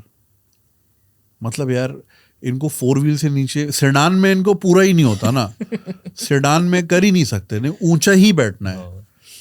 इवन मतलब छोटी छोटी गाड़ियों की प्रोडक्शन खत्म हो रही है, लेकिन वीगो यार, वीगो की सेल्स टॉप पे जा रही है, प्राडो की सेल्स टॉप पे जा रही है, और ये गरीब मुल्क है। हाँ, बहुत मसाइल है भाई। कॉमेडी के हवाले से अगर बात करें तो उमर अहमद एक फेमस पॉडकास्ट का हवाला दे रहे थे जहाँ पे एक कॉमेडियन गए थे, तो उनसे पूछो कि जो पाकिस्तान में स्टैंड अप का डाउनफॉल जो है, अबे अब कब था? डाउनफॉल शुरू का हुआ है, शुरू का हुआ था, हुआ नहीं है, यहाँ पे डाउनफॉल आना शुरू। अच्छा, लोग इसको इसका जो ना राइज लोग समझ उसको कैटेगराइज करते हैं उमर शरीफ मोइन अख्तर वाले टाइम को, but that was a generation ago. यार जनरेशन था वो जॉनरा अलग था। एग्जैक्टली उमर शरीफ साहब जो हैं वो इतने बड़े कॉमेडियन और इतने बड़े आर्टिस्ट इस वजह से थे क्योंकि उन्होंने अपना जॉनरा बिल्कुल ही एक अलग बनाया है जिसमें कोई उनका सानी नहीं है। बाय द वे उनके शागिर्द वगैरह की कैपेसिटी में है, शकील सिद्दीकी साहब, सिकंदर सनम साहब बेचारे मरहूम, सलीमा आफरीदी वगैरह, ये सारे शागिर्द वाली कैपेसिटी में, लेकिन जो एरा डिफाइनिंग कॉमेडियन थे वो उमर शरीफ साहब थे। कि आप जितने भी क्लासी ह्यूमर वगैरह वाली आप बात कर ले, लेकिन जब उमर शरीफ साहब अपनी हरकतें कर रहे होते थे स्टेज पे, तो वो आई थिंक वो एक बिल्कुल एक that doesn't count as stand up comedy anyway. Even जो नहीं, लेकिन लोग उसको आई थिंक जैसे उनके जैसे जी सिने अवार्ड की परफॉर्मेंस है, उसको स्टैंड अप कर दिया, but he wasn't a proper, he wasn't like Jerry Seinfeld के वो सोलो शोज कर रहे हैं और अरीना सोल्ड आउट कर रहे हैं। He wasn't that. Same goes for Moin Akhtar, they were good comperes, MC करते थे, होस्टिंग अच्छी करते थे, हाँ, very good at it, but वो स्टैंड अप के जुमरे में नहीं आता। यार स्टैंड अप एक बिल्कुल एक अलग चीज है, और आई थिंक अभी भी पाकिस्तान में बहुत सारे लोगों को अंडरस्टैंडिंग इसकी नहीं है। थोड़ा सा फ़ायदा ये प्राइम वीडियो और नेटफ्लिक्स वगैरह की वजह से हुआ है कि ज़रा सा लोग समझने लगे कि अच्छा स्टैंड अप एग्जैक्टली होता क्या है, कि एक आदमी पूरे मतलब अपने बिट्स वगैरह बना के आता है और फिर आगे जोक्स प्रेजेंट करता है, जोक्स ट्राई आउट करता है, कुछ चलते हैं कुछ नहीं चलते, क्या चल रहा है क्या नहीं चल रहा। अच्छी खासी स्ट्रगल वाली ज़िंदगी होती है यार इसमें स्टैंड अप की। हमने कोशिश की तो है, खैर इसको पर्टिकुलरली अकबर का इसमें बहुत ज़्यादा इन्वॉल्वमेंट रहा है, मैंने भी थोड़ा बहुत उसको सपोर्ट किया है, कि ओपन माइक्स जितने कराए जाए ना, यानी ऐसी एनवायरनमेंट्स क्रिएट की जाएं जहाँ पे लोग आइडियाज़ अपने शेयर कर सकते हैं, टेस्ट कर सकते हैं। अब वो जाहिर है कि कुछ आइडियाज़ सही होंगे, कुछ आइडिया नहीं होंगे, और उसी में से बिट निकलता है। बट लोग कहते हैं कि भाई हमने चूंकि 400 का टिकट लिया तो मुझे रसल पीटर चाहिए, रसल पीटर चाहिए, और अभी तक रसल पीटर में ही लगे मैं वैसे। रसल पीटर से बड़े बड़े इतने सारे कॉमेडियन, मगर लोगों की वो चाह यही होती है कि भाई हमारे पैसे दिए, 400 दिए, सो। लेकिन कराची में एटलीस्ट ये चीज़ बड़ी अच्छी सेट हो गई है। कराची में आई थिंक काफ़ी लोग इसको समझने लगेंगे, अच्छा ओपन माइक्स होते हैं, क्योंकि हो रहा है 10-15 साल से हो रहा है यार। मतलब नतालियाँ हैं, द जंगल के नाम से एवरी फ्राइडे ओपन माइक होता है, उसमें लोग आया करते हैं। छोटी स्पेस होती है, लोगों को भी शुरू में ही बता दिया जाता है भाई कुछ चलेगा कुछ नहीं चलेगा, बताना पड़ता है, देख लियो भाई। तो लोग काफ़ी सपोर्टिव हैं, और अब तो खैर उधर लाहौर में भी अच्छा खासा सेटअप हो गया। अली असगर कबासी जोक सोसाइटी के नाम से उनका पूरा सेटअप है, तो आई थिंक काफ़ी अच्छी चीज़ें। असल में चक्कर ये कि स्टैंड अप जो है ना, जनरली जो यूएस वगैरह में या कुछ नॉन मुस्लिम ममालिक में जो ज़्यादा चलता है, उसका यूजुअली ये है कि ड्रिंकिंग के अराउंड चलता है। ये बात मैंने एक जगह कही थी, उन्होंने बोला आप प्रमोट कर रहे हैं। आप क्या प्रमोट कर रहे हैं भाई? People let loose of themselves, वो थोड़ा सा इजी होते हैं, तैयार होते हैं। हाँ यार, मेरे थेरेपिस्ट से मेरी बात हो रही थी, मैं इसमें बड़ा प्रेशर लेता था कि यार अगर मेरा जोक नहीं चला, अगर ऑडियंस नहीं हंसी, तो मैं क्या करूँगा। उसने बोला भाई अगर एक आदमी हंसने के लिए आया ही नहीं है, आप कुछ कर लो, वो नहीं हंसेगा। कोई आदमी अगर डिप्रेस बैठा हुआ है, अब आप उसको अच्छे से अच्छे जोक सुनाए चले जा रहे हो, उसको हंसी नहीं आ रही, इट्स नॉट ऑन यू। और सीधी सी बात है, स्टैंड अप कॉमिक मतलब जो भी कॉमिक है उसकी जिम्मेदारी थोड़ी है आपको हंसाना है यार। वो यही है कि अपने दिमाग में जो पॉटी फंसी होती है ना, उसको एक क्रिएटिव तरीके से निकालना। कि जैसे आजकल ना मेरी सड़ती है बुड्ढों से बहुत ज्यादा सड़ रही है यार, कि ये बुड्ढे हैं जो मतलब ये जो पहिए के बीच में डंडी फंसी ना, यही बुड्ढे हैं जो बैठे हुए हैं, इनको बस हटना नहीं है किसी तरीके से। कि लाइफ में यार आगे होती हैं चीजें, कुछ नहीं, इनका ये है कि नहीं पीछे जाओ, जैसे हम लोग पहले करते थे ना, वो बिल्कुल सही था। तो इस पे अब है कि मतलब अब ये पूरी थॉट डेवलप अगर करनी है, जाहिर है कि मतलब अभी जो मैं आपको बता रहा हूँ, this is not a joke, right? You are not finding it funny because मैंने जोक सुनाया है, you know, it's just an idea. अब इस आइडिया को 10 तरीके से मतलब ये यूं खींचना होगा, यूं कंप्रेस करना होगा, उछालना होगा हवा में, जैसे मतलब वही पिज्जा का डो बनाते हैं ना, तो ये सारी चीजें होंगी। उसके बाद फिर 10 जगह फेल होता है यार। परफॉर्म करते हुए इतने सारे आइडियाज आपको आते हैं कि कुछ परफॉर्मेंस में चीजें जब निकलती हैं तो उसके बाद फिर आपको ये होता है कि अच्छा हाँ ये या कोई हैकल हो गया तो वही इम्प्रोवाइज हो जाता है। हाँ, तो और आधी से ज्यादा चीजें इम्प्रोवाइज ही होती हैं। तो डाउनफॉल क्यों है? बात तो यही करना चाह रहे हैं, डाउनफॉल क्यों आया पाकिस्तान में? Do you think the Indian stand up is helping Pakistani audience to understand the craft? Definitely, क्योंकि भाई एक्सेसिबल बहुत है ना, रिलेटेबल बहुत है। मैं मेरे यूजुअली इन्फ्लुएंसेस जो, मैं चूँकि आपको पता है ना मैं एक बड़ा कमेडियन हूँ, तो मेरे इन्फ्लुएंसेस इंटरनेशनल हैं। सो यूजुअली ये है कि मतलब मैं एडी इजार्ड मेरा बहुत बड़ा बहुत फेवरेट कमेडियन, अब तो खैर कमेडियन हो गई हैं और ज़्यादा कॉमेडी करती हैं। हाँ, तो रिकी जर्वेस का शो हो गया, डेव शपेल वगैरह, मतलब ये हम इन सबको जो देखा करते हैं, इनका चक्कर ये है कि हमें मे बी एज कमेडियंस या एज रीडर्स या हमें शायद ज़्यादा इस चीज़ की एक्सेप्टेंस है कि अच्छा अलग चीज़ें हमें मिले। कॉमन मैन जो है, ज़्यादातर मतलब जो लोग प्रोफेशनली ये काम नहीं करते, उनके लिए रिलेटेबिलिटी बहुत ज़्यादा ज़रूरी होती है। तो मेरा एक दोस्त मेरे घर पे आया हुआ, तो मैं रिकी जर्वेस का सुपर ह्यूमैनिटी लगाया, उस पर वो हंसा था। फिर थोड़ी देर बाद उसने बोला कि यार वो उसका बस्सी का फलाना बिट लगा दो, तो उसका मैंने पूरा शो ही लगा दिया था, वो जिसमें वो बात करता है ना हॉस्टल, वो अपने दोस्त के साथ रहता है और उसके अब्बा आ जाते हैं, ये वाली पूरी कहानी होती है।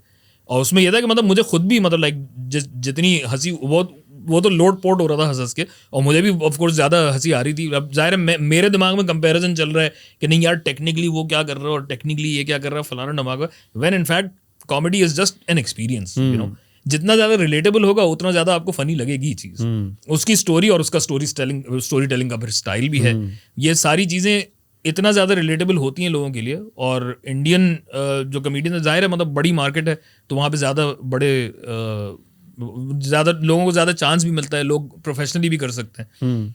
सो आई थिंक डेफिनेटली पाकिस्तान में लाइक डेडिकेटेड वेन्यूज भी हैं, बिल्कुल है, and they have like comedy every day, रोज 2-3 शोज होते हैं। अब इवन यूएस वगैरह में भी, जहाँ से स्टैंड अप कॉमेडी का मतलब जो बाकायदा एक प्रोफेशनल स्टैंड अप कॉमेडी का जो कल्चर सेट हुआ, तो वो तो वहाँ से ही हुआ है। आगाज़ की तो मैं बात नहीं कर सकता पर्टिकुलरली, लेकिन वो जो पूरा सेटअप हुआ है वो यही है कि यार मतलब आप ओपन माइक शोज चल रहे हैं जो दोपहर में शुरू होते हैं, रात तक चला करते हैं, यू नो, कि मतलब रत जगह हैं बेसिकली, कॉमेडी रत जगह हो रहे हैं यहाँ पे। इतने यहाँ पे पाकिस्तान में इतने परफॉर्मर्स भी नहीं है जो कि ज़्यादा होने चाहिए। When people need to realise कि स्टैंड अप कॉमेडी कोई मतलब ये मुश्किल काम नहीं है, it's just failing over and over and over again until you get better, right? So यही है कि I think Aahista Aahista improvement आती जा रही है। There are but we still don't have a venue. But फिर वही वाली बात है ना, देखो वेन्यू अगर होगा भी तो, अब जैसे बाहर मुल्कों की आप बात कर रहे थे, न्यूयॉर्क की बात कर रहे हैं, so they're all bars, right, जो सेंटर अराउंड F&B, पैसा उनका F&B से ही आता है, वो टिकट सेल से नहीं आता। वो जितनी आप बार बार मंगा रहे होते हैं तो उसी से ही उनका रेवेन्यू जनरेट होता है। नियाज क्या F&B फूड एंड बेवरेज कह रहा है यार। तो अब यहाँ फिर अब आप वो फालूदा तो नहीं बेचोगे ना। अच्छा, फूड एंड बेवरेज भी नहीं है, इसमें सिर्फ बेवरेज का ही है मोस्टली, क्योंकि ये ट्राई किया जा चुका है कि किसी I don't know boat club में, या अब क्लब भी अगर बोलेंगे तो नाइट क्लब नहीं है भाई, कोई नहीं है पाकिस्तान में, तो बोट क्लब में, कराची क्लब वगैरह इस टाइप की जगहों पे किया है, जहाँ पे लोगों ने ये कोशिश की कि भाई खाने के साथ किया जा सके। आदमी जब खा रहा है उसको मुंह में निवाला, हंसेगा थोड़ी यार वो दूसरा फिर वो सर्विंग भी हो रही है, अलग हो रही है, चमचे कांटे भी चल रहे हैं और आप तो उसमें लेकिन तो इस वजह से यहाँ पे थोड़ा सा वही हिसाब किताब है कि फिर कंटेंट लिमिटेशन भी तो है ना। देखो, there's a lot of hypocrisy। ये भी हिपोक्रेसी एक बहुत बड़ा मसला है। मतलब आप किसी चाय के होटल में बैठ जाओ, आप फैमिली के साथ बैठ नहीं सकते क्योंकि चारों तरफ से गालियों की जो आवाजें आ रही होती है, राइट। Whereas अगर आप स्टेज पे जाके अगर आपने एक प्रोवोकेटिव वर्ड यूज कर लिया, डिस्पाइट द फैक्ट कि आपने बड़ा बड़ा पोस्टर पे लिखा दैट्स एन 18+ शो, सर आपने एफर्ट बोल दिया सर। वो फैमिली फ्रेंडली नहीं है। अबे हर चीज फैमिली के अराउंड क्यों हो इस मुल्क में? और हर चीज में फैमिली को क्यों लेके जाना है? अजीब हर चीज में फैमिली को लेके जाना है। अच्छा, बाय द वे पाकिस्तान क्या खैर मतलब बर्रे सगीर की पूरी अगर बात की जाए, गालम गलोच गंदी गलीज बातें करना ना हमारे डीएनए में शामिल है। बाय द वे आप अगर जितनी भी गालियां आपको जहन में आ रही है ना, उसको अगर लुगत में आप जाके चेक करेंगे, हर चीज़ का प्रॉपर आपको डेफिनेशन मिलेगी। हमारे एक अम्मी के मामू हैं, वो बड़ी मज़े की बातें करते हैं। वो कहते हैं कि अबे अंग्रेज़ी भी कोई ज़बान है, एक गाली है फक, मदर के सामने लगा दो, सिस्टर के सामने। अबे उर्दू होती है, उर्दू ज़बान। टना समझते हो? टना क्या होता है?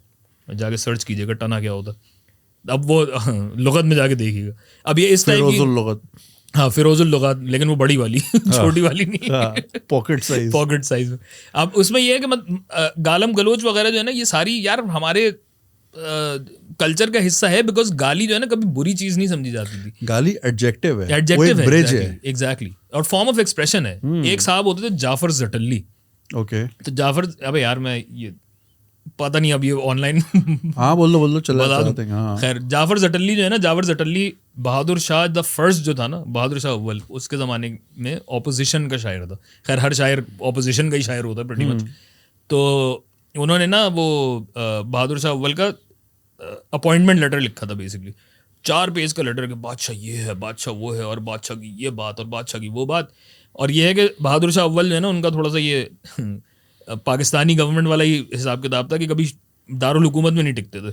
दिल्ली से लाहौर जा रहे हैं, लाहौर से दिल्ली आ रहे हैं, यहाँ घूम रहे हैं, वहाँ घूम रहे हैं। तो उन्होंने लिखा था कि भाई बादशाह काम ये किया करे, आखिरी पैराग्राफ था, बादशाह काम ये किया करे कि रोज़ शादरे यानी लाहौर जाया करे और पतपड़गंज यानी दिल्ली आया करे, और जो शहर में हो तो औंधे मुँह लेट के मराया करे। और इस पे जो ऑपोजिशन लीडर था उस टाइम पे, एक तरीके से कह लें, मतलब of course it didn't exist like that, उस बंदे को फांसी हो गई थी। और इवेंचुअली जाफर जटल्ली को भी फांसी हो गई थी, क्योंकि उसने ये कहा था कि यार ये जो बहादुर शाह की हुकूमत है ना, इसकी वजह से अवाम हो चुकी है। तो उसने एक नज़म लिखी थी, गण मरवा नामा, और उसमें अब यही है कि मतलब आप इजाज़त दो तो मैं बता सकता हूँ, लेकिन वो उसमें पूरा था कि पान खाकर वा खेलिए, बाग जाकर वा खेलिए, बादशाही है बहादुर शाह की, बन बना कर वा खेलिए। और वो इतना मतलब लाइक उसने वो पूरी चीज़ लिखी थी। इवेंचुअली उसको भी फांसी पे चढ़ा दिया गया, यार क्या है। और अच्छा, लेकिन किसी को उसको इस बात पे फांसी पे नहीं चढ़ाया गया था कि वो गालियाँ दे रहा है, गंदी बातें कर रहा है। ये नॉर्मल सी एक चीज़ थी। एक साहब थे शेख बाकर अली चिरकीन। शेख बाकर अली चिरकीन जो थे वो एक लेवल के शायर थे। उनका इशू ये होता था कि उनका मटीरियल ना लीक हो जाता था, कि वो शेर वगैरह लिखते हैं और वो जब किसी महफिल में जाके सुनाए, वो बोले कि यार ये तो हमने बाजार में सुना हुआ था पहले। अब वो सोच रहे हैं कि यार कैसे होता है कि मैं लिखता कुछ हूँ और लोगों के पास पहुँच जाता है। तो उन्होंने एक फ़ैसला किया, उन्होंने कहा मैं अब शायरी करूँगा ही ऐसी कि कोई कहीं सुना ही ना सके, ठीक है। तो उन्होंने पिशी पॉटी वाली शायरी बेसिकली शुरू कर दी। ओके। चिरकीन उनका नाम इसलिए था। चिरकना पता क्या होता है? चिरकना इज़ अ शार्ट, ओके, कि आप फार्ट मार रहे हैं और बीच में मवाद निकल आया, सही। तो उसमें उनका एक शेर था कि चिरकी चने के खेत में चिरको अलग अलग, सूरत अलग अलग रहे सीरत अलग अलग।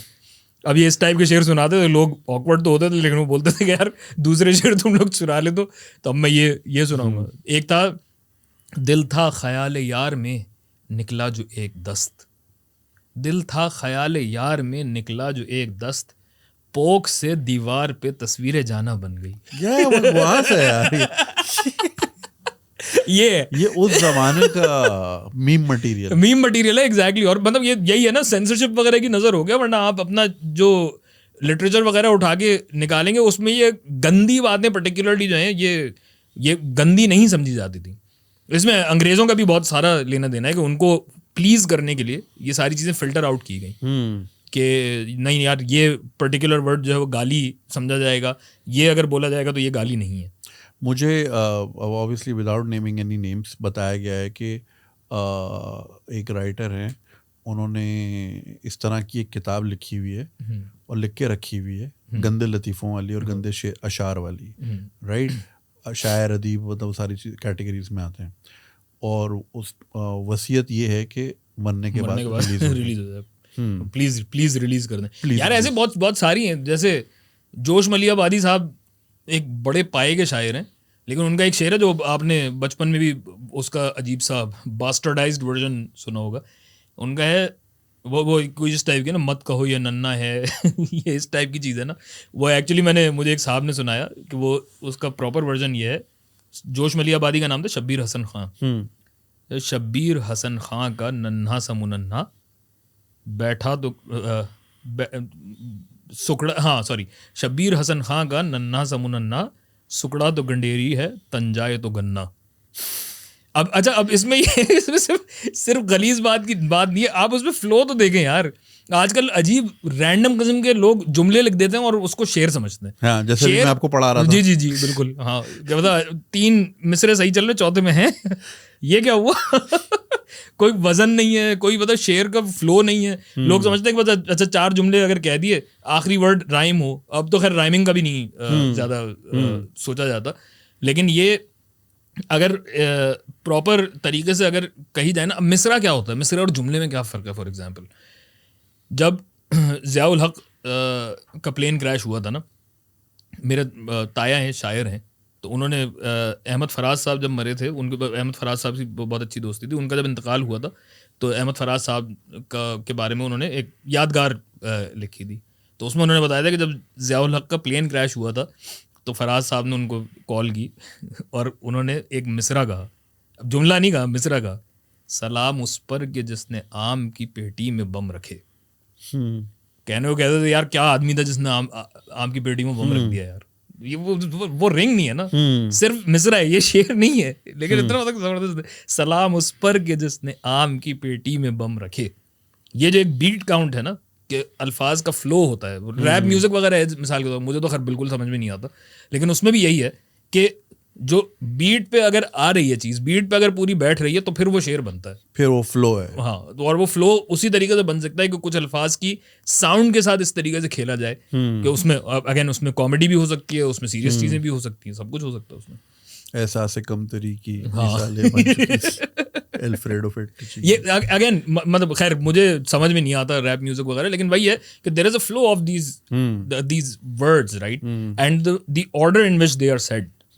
ये और आर्ट यही तो है भाई, जुमलों से खेलना। स्टैंड अप कॉमेडी क्या है? जुमलों से खेलना है। शायरी क्या है? अल्फाज से खेलना है। म्यूजिक क्या है? साउंड से खेलना है। तो आपका कहना ये कि स्टैंड अप कॉमेडी के साथ साथ शायरी का भी डाउनफॉल आ गया? शायरी का तो डाउनफॉल कब से आ गया था यार। डाउनफॉल एक्चुअली शायरी का ही आया है।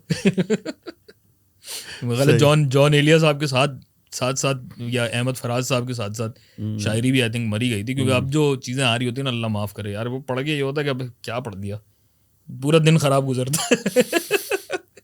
अर्ज किया है, अब क्यों कर रहा है? नहीं कर भाई। सही। जैसे मुकर्रर कहते हैं लोग, अबे मुकर्रर नहीं होता भाई, मुकर्रर होता है। मुकर्रर मीन्स अपॉइंट करना, मुकर्रर होता है रिपीट करना, तकरार। मुकर्रर। अच्छा, यही उमर अहमद से ही बातचीत हो रही होती है, वो भी यही कहते हैं कि यार मतलब कुछ चीज़ें हैं जिसपे जो लिखी हुई देख के ना सड़ जाती है आपकी।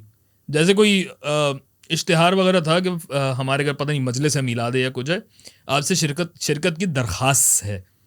खास इंग्लिश में लिखे दरखास्त, टी नहीं है। दरखास्त है। अब यार उर्दू में तो पढ़ लो, ते आता है आखिर में, लगा लो। नहीं भाई। अच्छा, और एक ये जो टेक्सटिंग का एक तरीका है ना कि है क्या नहीं कर रहा, क्या, हाँ क्या कर रहा है, खाना खा यार मेरे कज़न ने ना हमारे मेरे मामू हैं, उनको मैसेज किया मेरे कज़न ने, और हम मतलब उन घर की तरफ आ रहे थे। अब जब आए ना तो वो उसको कह रहे, अब तू क्या जाहिल वाहिल है, पागल वागल है? क्या हो गया? मैंने क्या कहा? ये क्या मैसेज किया तूने? क्या मैसेज किया? आगा भाई आप कहा हा।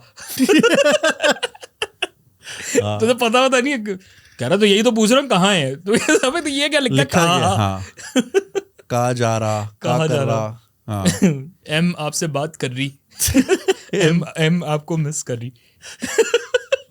अब मैं आहिस्ता आहिस्ता नेक पे आ रहा।